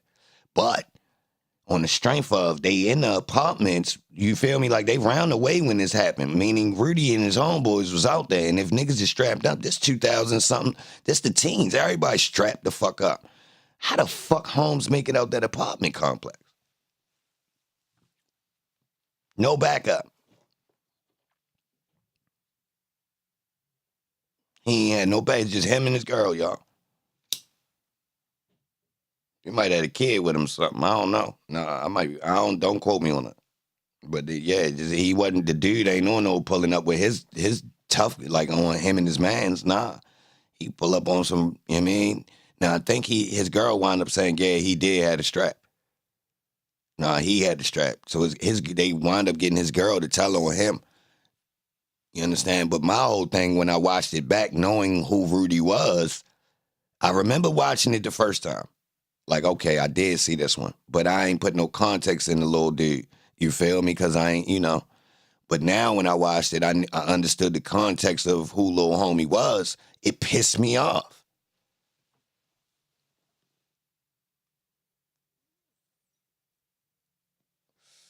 Y'all niggas phony. No fucking Rudy gang. Seriously. Yo shouldn't have been able to even get interrogated. And here we go with the shooting up the house again. That bullshit. Which is like, yo, who does this? Nah, you ain't getting out that complex, bro. Seriously, bro. I feel some type of way, bro. I'm talking about, and you just got in the car. You already know what time it is, bro. I'm standing outside the car. You know what time it is, bro. You know what's going down. You know what's going down. That thing ready to get to drifting. Saint, you understand? That thing ain't. You know how we do in these apartments. Like we used to running around in these. You feel me? So like a car is like a goddamn a setup coming through here. You feel me? I don't care if you leaving, you parked, you spinning through. However, they crash dummies. They ain't crashed this day, Guap. That's why I'm saying they cap. This the time. First 48 be saucing it up, though. I mean, that's why I stripped it. No, I stripped it down. I stripped it, Dash. I ain't go for none of they fluke shit. You heard how I told it back? I stripped it down to what happened in the area. Fuck all of the extra story. You see what I did? I chopped out, nah, fuck, we ain't going for whatever neither side said. Fuck all that. What we know is Rudy got smoked. It was other people out there in these apartments where niggas be at. You feel me, Dad? Scratch all that other storyline. You understand? Like that, all that part don't even matter. I know they shot the mother house up. I'm looking for key elements. Fuck all that other fluff shit. Nah, fuck all that. Niggas revered Joe. Look, you see, I'm a good detective, Dash. Yeah, fuck with that hearsay shit. He say, see shit. Nah, we going on strictly the facts. The fact is, all right, a lot of people fucking with Holmes. Okay. He wasn't out there by himself. All right. This was a thing that transpired and escalated into this. Okay. Yeah, them niggas bullshit. them niggas that say they fuck with Verdi, them niggas is bullshit, man. You feel me? Like, it don't make no sense. Like, it's actual smoke. First off, Rudy shouldn't have been the only one that's interacting with Holmes. He come up to address us. Think about that. When the dude was describing it, he's saying they. He was describing it as they. He wasn't saying I had this problem with this Lord, like this dude. I don't recall that. He was describing it as, like some young dudes in apartments. Now, it could have been something else went down. And Dash, that go with your idea of they be saucing it up. They could have tucked the part. You know what I mean? Could have been something between him and Yo about some work. That's, to be honest, Holmes that got locked up might have had some rank, to be honest, y'all. And that's why nobody ain't do nothing to him. Might have been about something totally different, y'all. To be honest, he could have fabricated that whole story of I don't know why they shot up my mother's house. It could have been about some work, niggas stole something, you feel me? All types of shit.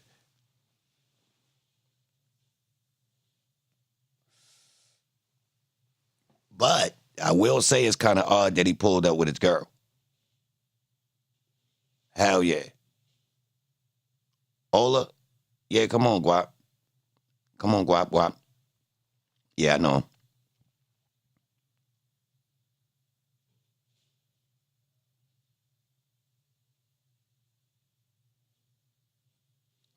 What's happening with him?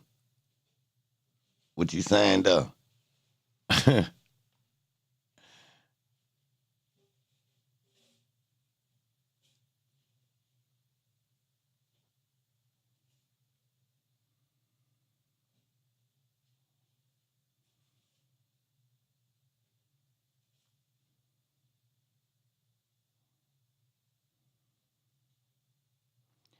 Happened at the Burger King. Yo, Did Big Boo rob Funk?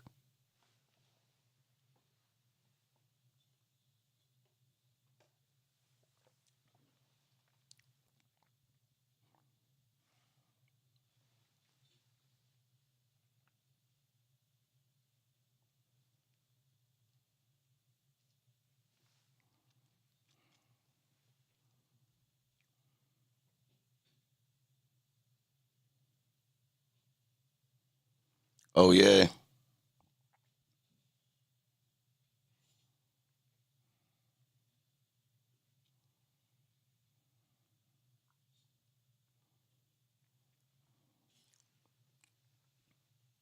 And why was they still giving Big Boo props when he passed away, y'all? What's up with that? Yeah, they was giving that boy props.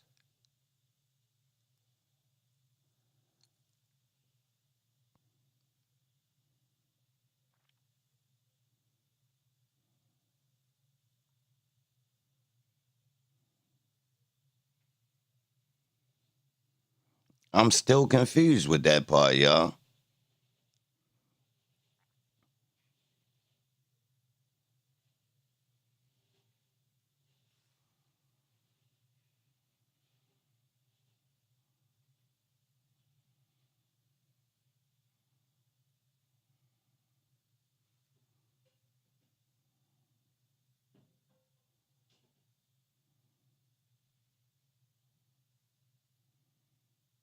Still had just got Funk out of jail when Big Boo died. Oh, like immediately?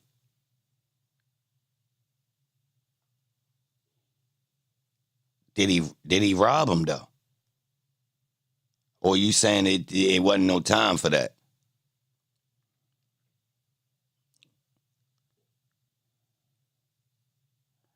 Big Boo snitched on Major Grams. That's really how the beef started. Dash, what case was it? I can't find the proof.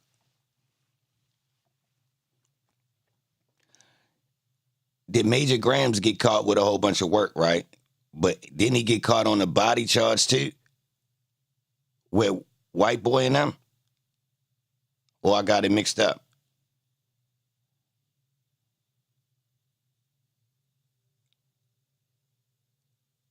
What's Major Grams' real name? Maurice what? Williams?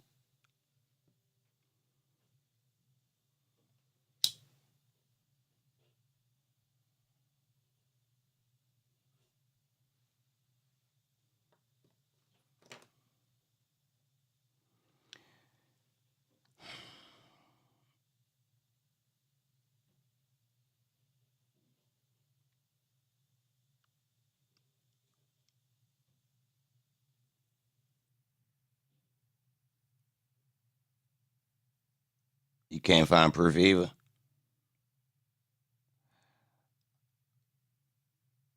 I know what happened.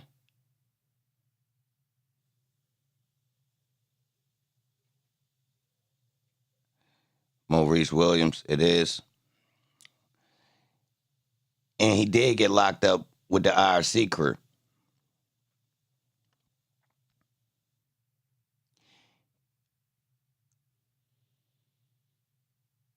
He been locked up. I know. He got locked up with. Didn't he get locked up with the IRC situation?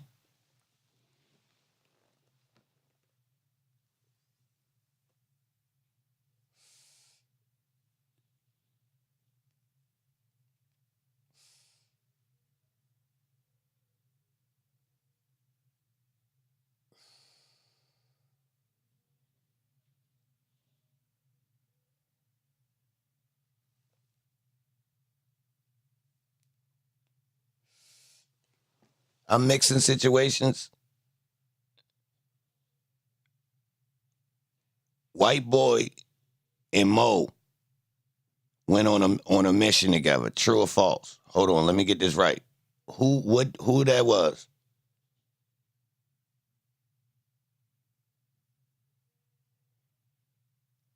Big Boo did snitch on Tweed. Send me that, bro.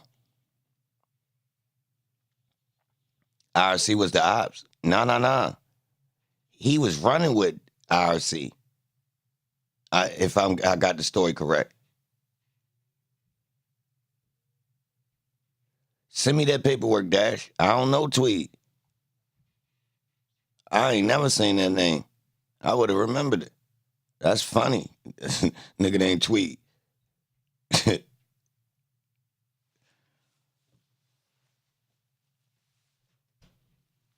That's the robbery? Hold on, hold. That's the robbery at the gambling spot? Where they was out front and then the dude died in the gambling spot? They met Boo out front. And then Boo testified, but then he pulled a Woody. That's that case? Man, Dash. God damn. Look what you did. Yo, get into all of that, and then he just look up Big Boo real name, bro. And the paper come up. Bro. Wow. Yo told me to search Big Boo name, Google. Whew.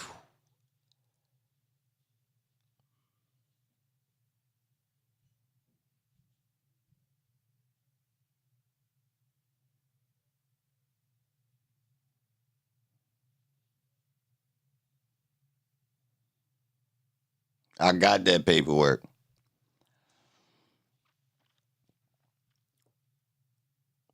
That's the one that I got on paper. Well, what about when Boo set Woody Cousin up? You know about that one? When Boo set up Noonie to get smoked.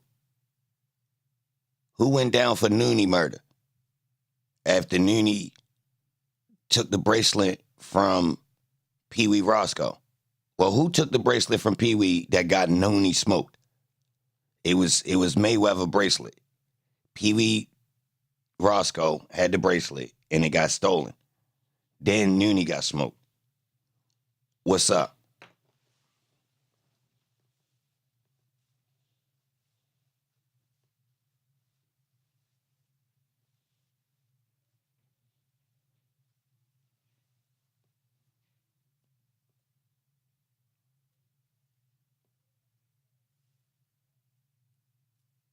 Yeah. Come on, Dash. Let's go back. At the gambling spot. Different gambling spot, I believe, though. Yeah. So Boo, the chick called Boo phone. Boo tell Noonie go out front, then he gets smoked. Lined him up. True or false?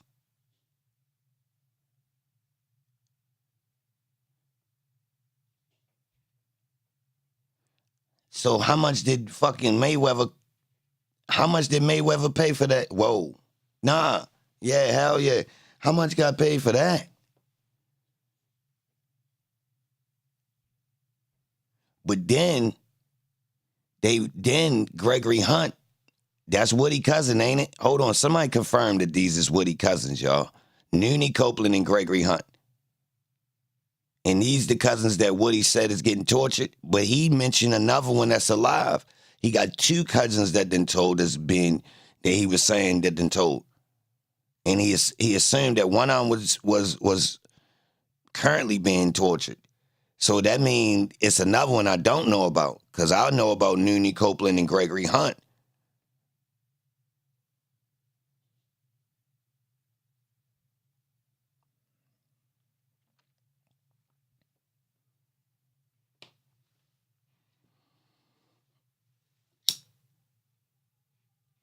Which was kind of weird, because Major Grams allegedly green-lighted Woody and them before Nut got smoked.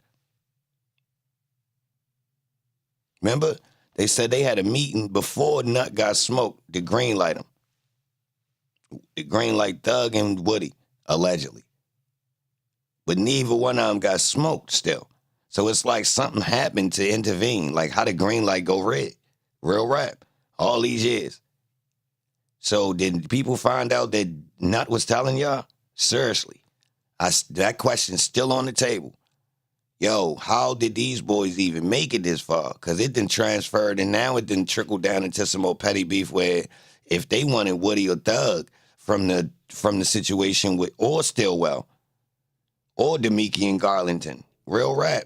So dudes allegedly got green lighted 2015. Here we is 10 years later with a gang that's got a lot of members. And he ain't broke.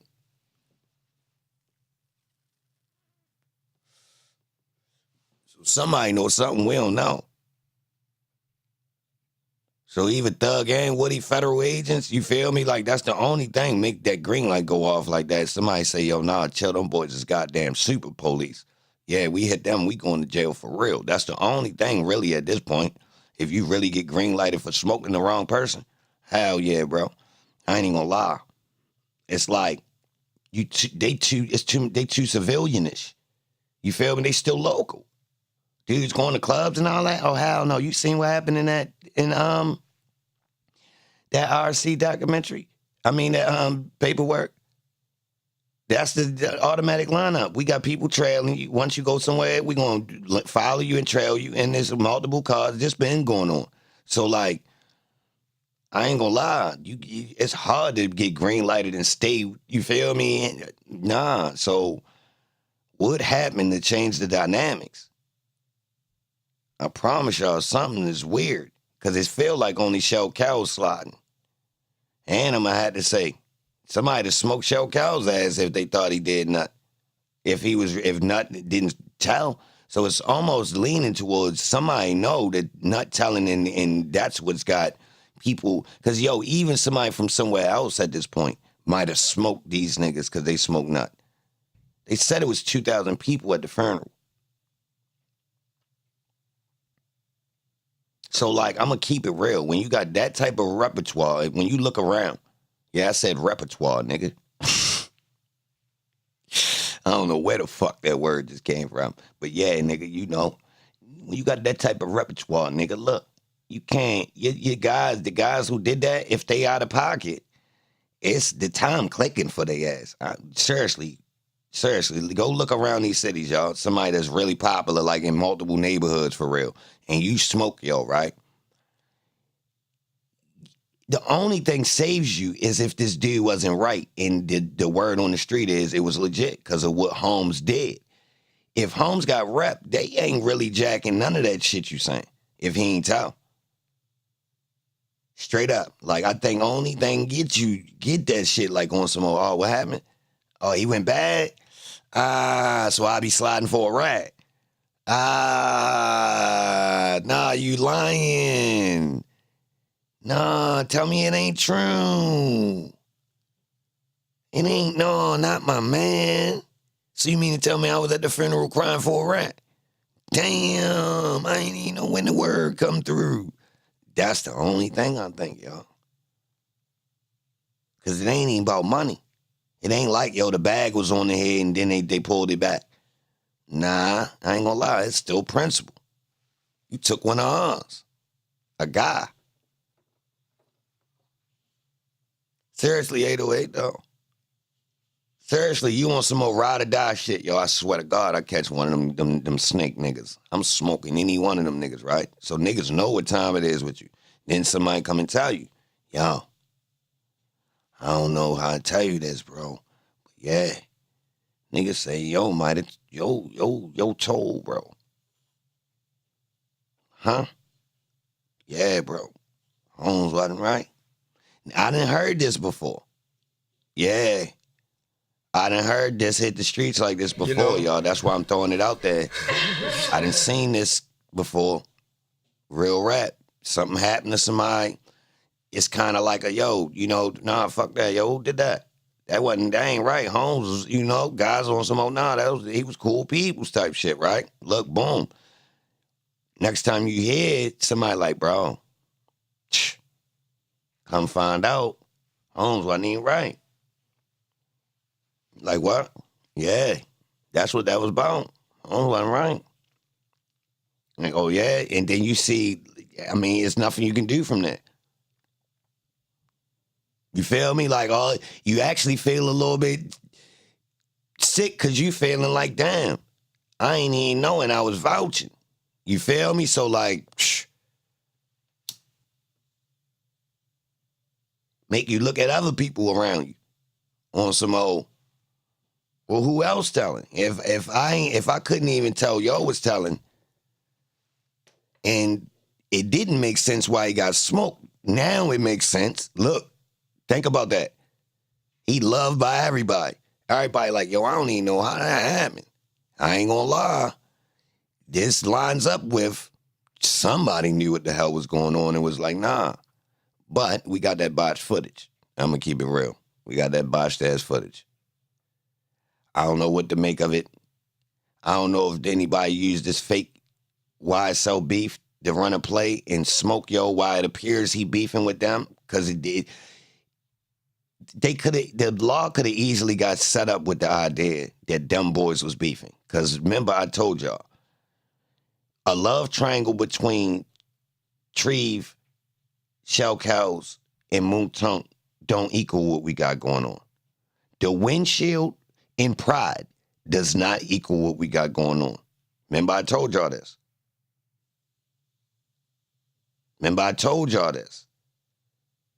So somebody antagonizing it falsely, that would make sense. Because the real motive ain't there. Hence, the state is floating motives. Every other RICO, you can see a real reason for back and forth, y'all. I'm going to keep it real. Like, it be downplay. They give you the motive of what sparked it. In this RICO, they literally floated it with, we don't know if it was some type of Birdman nut problem where he got in the money, the middle of some music money. We don't know if it was Young Thug's pride. We don't know if it was Shell Kel getting too willy-nilly in the streets and it backfired on his brother or his pseudo-brother. We don't know if it was internal with someone who wanted his nuts position, right? Or someone who was higher than him who didn't want their position taken, which is known to happen in the streets. Like, all these options still open, y'all, with what we seen. Because we don't know who the fuck came down that street. Now, I will say in that footage, you see the car and you actually see the interaction of the people responding to something. Even though you can't see the bullets, you see the people responding to some type of activity.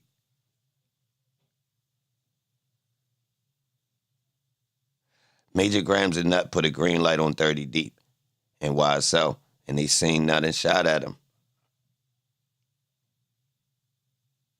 You can see the front window down. Nah, Dash, that's Cat.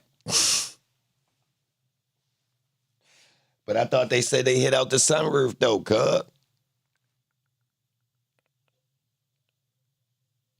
I thought they hit out the sunroof, though, cuz. Yo, is it possible that someone that wanted to get Nut out the way had a gray Infiniti and it just happened to be that Young Thug rented one around the same time? So blaming him was easy to do? Like, say, for instance, we wanted to get Nut out the way. We seen YSL, them young niggas riding around in the Infiniti, like the one we got that's a slider. Because we didn't see the tags, did we? I'm just speculating right now. Peep game. So we see him in it. Niggas say, yo, if we drive through right now, we could smoke, yo. I'm throwing out reasonable doubt, y'all. That's all. I know. I'm not trying to say, yo, this is, I'm just saying. On the strength of what we seen on the footage, could this be possible that it was another car? Similar, people with the understanding of, yo, if the police think this was Young Thug, that would throw them off. Is that possible? Being as though you didn't see the tags, you didn't see nobody get out of the gray Infiniti nowhere, so you don't know who was in it. Or which it's gray Infiniti. And that car, there has to be a lot of them, because I ain't gonna lie. That might be the most sold purchased color in Infiniti, to be honest. Let's be real. That color is goddamn I think I might have seen the most of those types of cars gray. I'm going to keep it real.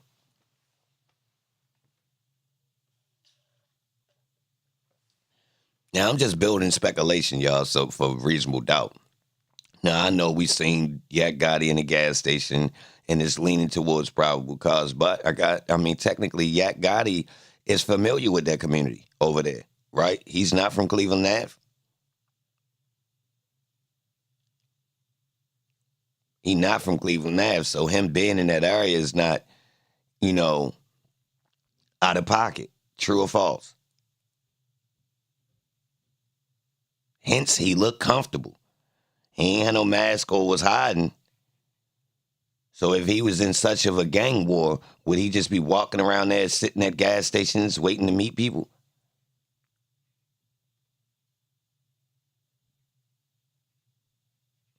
So as y'all can see, y'all, we still got a lot of anomalies. They gracefully ended the trial by Young Thug getting out of there, and I guess media just figured, oh yeah, that's a wrap. But if you ask me, it's a lot of elements. And if they gonna do a documentary based on the way it was just shown in the surface, that's crazy.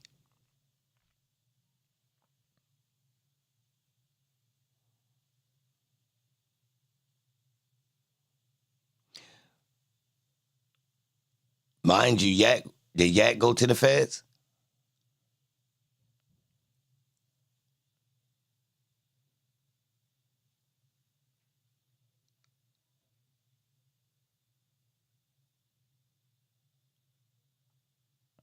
Yo, the tour bus is fishy.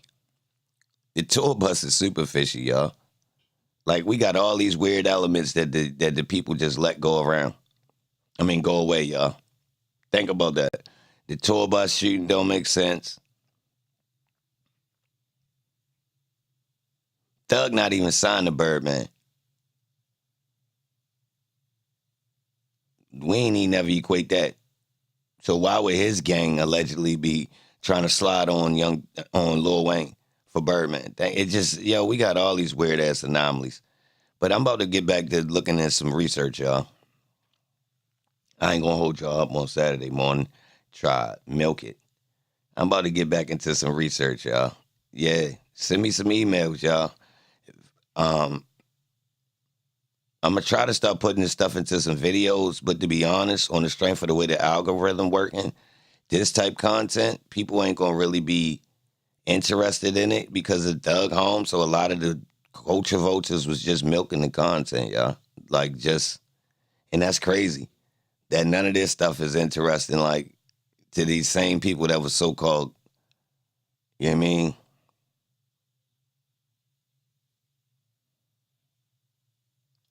So, oh yeah, and drop a link. Hold on, I'm about to open the Discord then.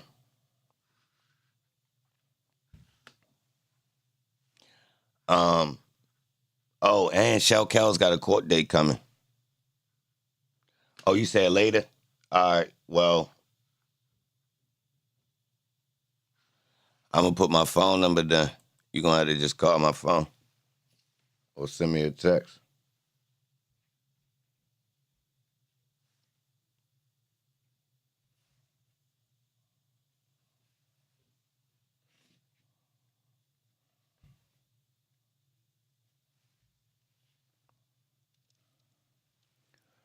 Yeah.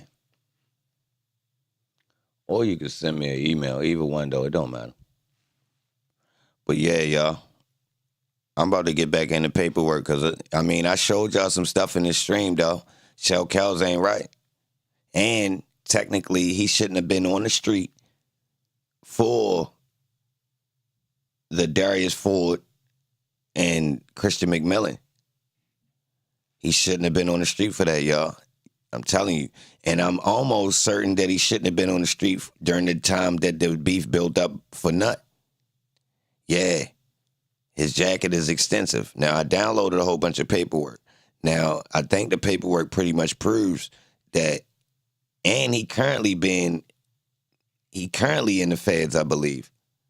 Like, I think he might be back in the feds. So Holmes wound up going back to the feds at some point, y'all. which is kind of weird. He came home from the feds, got in trouble, got locked up, got back out on the streets, violated all types of stuff. Mind you, in 2015, he violated mega times, y'all. Violated with a shotgun charge he got caught with, like in February of 2015, right at the nut, or January. It might have been January. I think it's February. He got caught with a shotgun. He was already on probation. Yeah. So all that around that time period where Holmes gets shot up in the car and all that, man, Holmes shouldn't even have been on the streets during that time period. Because he was violating during that. I swear, y'all. Yeah, a whole lot gonna come out now that Thug Holmes. It's not, dear. No, nobody, it's not going public. Like, if you notice, they going into gossip. They not going, because I noticed they wasn't getting into this stuff while we was in the trial. None of the lawyers was going in and bringing up, like, stuff that's actually some of the people involved was on some of these other cases. Yeah, that's the weird part. Like, when you go through, you'll continuously find other people that we done met that's connected to these cases. We talking Quinn go all the way back to goddamn 05 in cases. Still do. Glanville. Matter of fact, Glanville was on one of these Shell Cal cases, y'all. From 2015, Glanville was on, y'all. Yup, I forgot to tell y'all. Glanville was on one of Shell Cal cases from 2015 or 16, y'all. Seriously. Good old Glanville, y'all. Rachel Krause, another lawyer that was involved with the YSL trial that hopped off, the white lady that got on and then hopped back off. Yeah, still represented everyone on both sides. Yeah. So it's like you see that all through here. So they know everything. So imagine the stuff that still know about the opposition. If he didn't had conversations to help get them off of cases. So I just think it's odd. But I think Shout Cows is the law, y'all. I'm going to keep it real. I think Holmes the law got a lot of paperwork about y'all. And he got shot 2 times since being home. And they got his whole phone. So we got another RICO coming. I can tell y'all that too. Ain't no way. If another RICO don't pop up, a bigger RICO, including ABG, if gang, something ain't right. Straight like that. And Lucci should be going back to jail. Real rap. Because that means his situation that situation he just had gonna get put in a RICO unless it was just in a RICO and it got dropped. Like, that's what happened. Because that RICO they just had with allegedly YFN, that wasn't no real RICO, y'all. Something ain't right with that. I don't know. I ain't trying to see dudes go to jail forever, but if we talking about guilt, something ain't right. No love? Yeah, I've seen that stuff popping up in people's names. Hey, the evolution ain't gonna help them. Was there state or federal? It was state, if I'm correct. And the weird part about it is Bloody J beat it. And technically, if you look at this, more involved in the gangs than Young Thug is. So,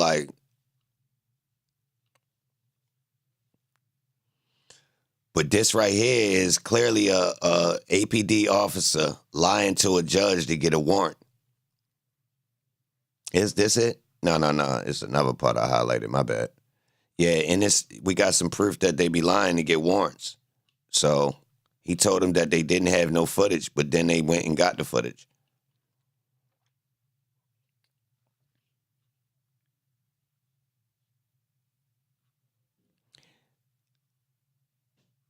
Now they're attacking the fact that they got the phone to use for evidence, and they saying Shell Kells gave a statement to the police too.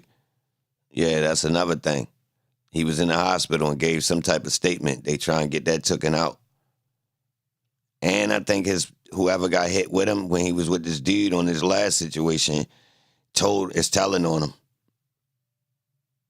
So Shell Kells should never get back out on the street no time soon, y'all, to be honest, according to what's going on. So I think that's pretty odd too, that they waited till now.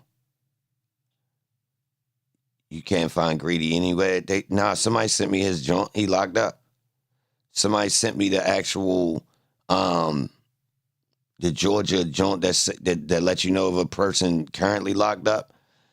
I seen, somebody like screenshotted it and sent it to me. He currently locked up. I don't know where it's at. Somebody emailed it to me before, Dash, because I was talking about him, and I was like, yo, what's up with y'all? And he locked up for that situation with Duke in the club, I think.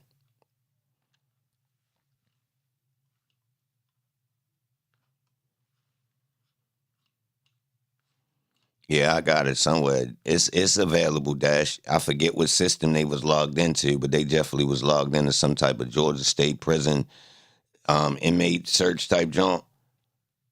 And it like had like the intake, all the joint with the picture. I think it had a picture. Yeah. But I'm doing multiple researches, y'all. I just been digging in the crates, seeing what I could find. I got some more paperwork that I didn't look at that's for shell cows. So I'm gonna go through that. I might download some more.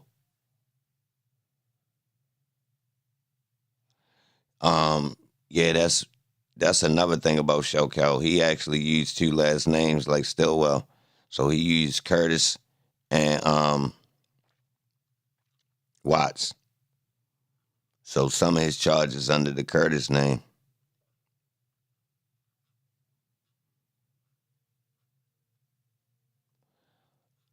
But yeah, y'all. I'll probably post a video later today. Let me try to compile some information and put it into some type of format. But I wanted to bring it. I wanted to just, vaguely tell y'all some of the stuff that I came across. But I really think Holmes working, y'all. I ain't reaching none of that. I really think Holmes the law. And I think they used Holmes being in his situation to actually to help fuel this beef. And it looked like they did that with Woody. And it looked like they did that with numerous people, y'all. And I'm trying to figure out if they did it and guided them with, without them knowing. Like, say, for instance, you got Viverito involved. Now, she's sitting up there telling Woody this about his ops and this, Young Thug is like, so do you got these people that's getting in the middle? So if you got a police that be talking to somebody that's in the gang, right? Then you got an informant working inside the gang. Could they literally be keeping these type things going? Being agitators. They can pull and pluck dudes when they want.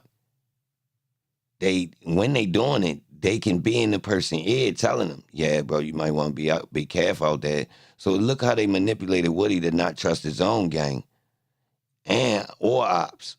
Like, and you could tell, he even saying it at numerous times, people was in my head. Now, we don't know who else on the other side because people is telling them all types of shit. He feeling like, while selling them, trying to set him up, he don't know if what they was on the highway and Boo was in front of him and he almost got shot. You understand what I'm saying? Real rap. Now, if we know Boo wasn't right, how much of this got something to do with Holmes playing the 50 and being in the middle? Is he setting dudes off? Because the first one to make you do something weird in the streets that that's out of pocket is somebody older that's putting you on like, boy, you better do this. Because if they doing this, woo, woo, woo.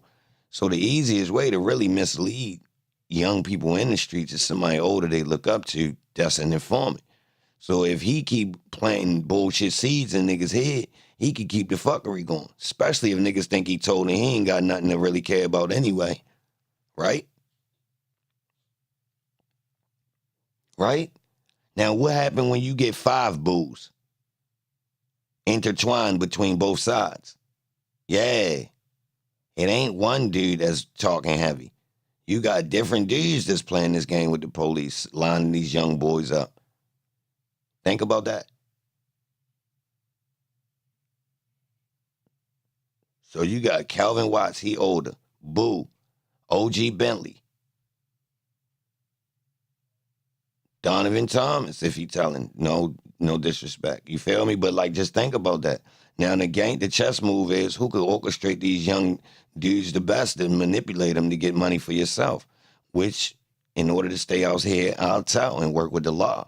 Turn a couple of them in. It's a whole bunch of them. You know what I mean? Whole time, my peers and the people my age is kind of like fading from the streets, which gives me seniority. And if y'all look around, that's really who left out in the streets. Anybody who 30 and 40 is less of them niggas out there. So now they seniority is only because, you just stayed around. Real shit, dude. Like, I'm telling you, like, if you look at dudes that still act like street dudes, like they young and they still be out there, but they old, they'd be a lot of the ones that's taking advantage of the youth. I'm going to keep it real. The ones that still play the block with them, yeah. Because anybody that's really then came up and they let them have that and they played so far from a distance, like you would never catch them doing stuff with the young niggas. Like, that's my nephews. I don't drive no cars like they be in. I don't go around them blocks where they be on. I play. You feel me? Like, technically I'm in the game. But like, nigga, boy, that's for them. And I noticed this as you growing, as I was, like, before I even hit 30, you already start seeing this. That's how the streets evolve in my city. Real rap. It's like, anybody in their late 20s to early 30s, you already trying to get to some old chicken that's not really, like, playing the block is preposterous. Like, me actually being on foot out there myself with the, no. Mm-mm.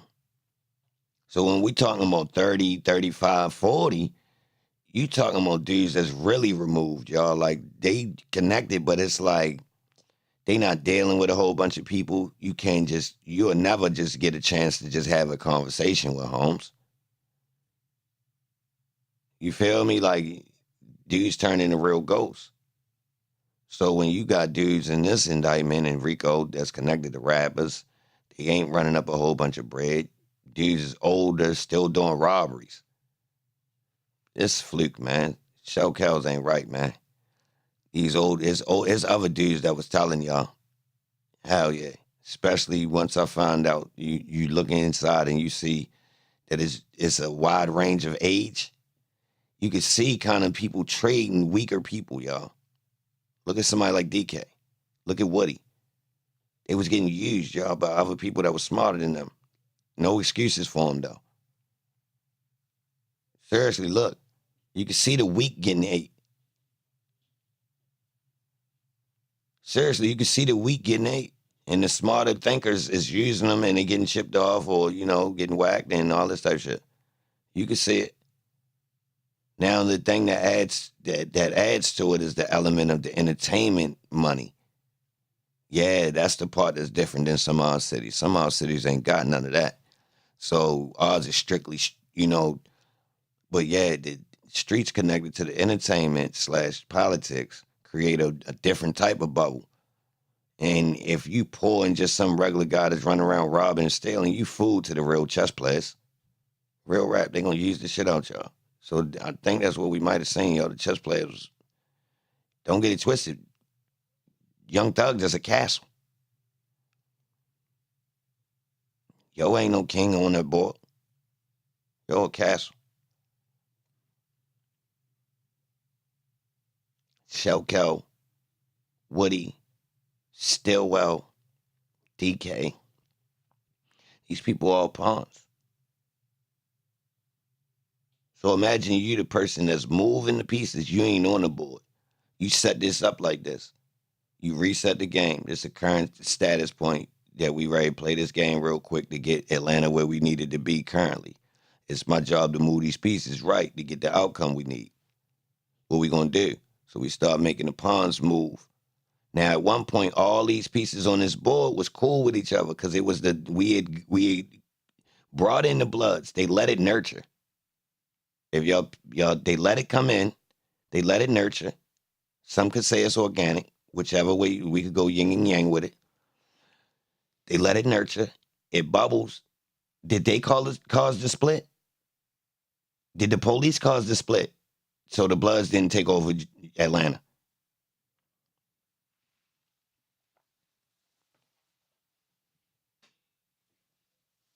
Straight up. Am I off? Was all the Bloods ready to go under one umbrella? And then mysteriously it got split. True or false?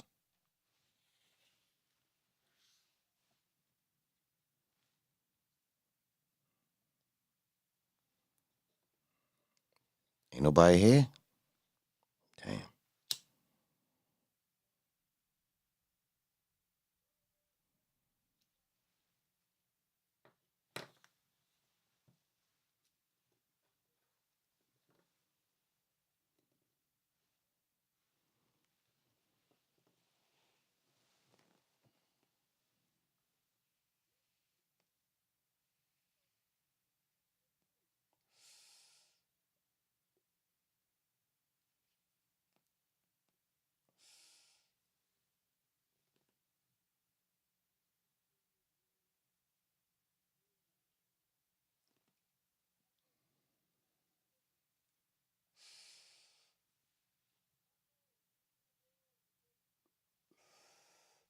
Hey, yo.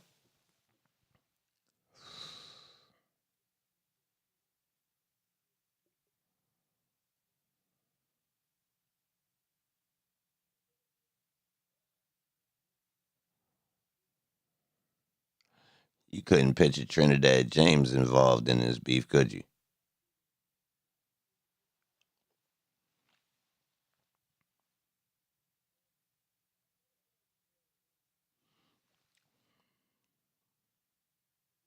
So essentially, this fly beef, if it start all the way from nut and then continue through wide fin and all of this, really, how is he so excluded?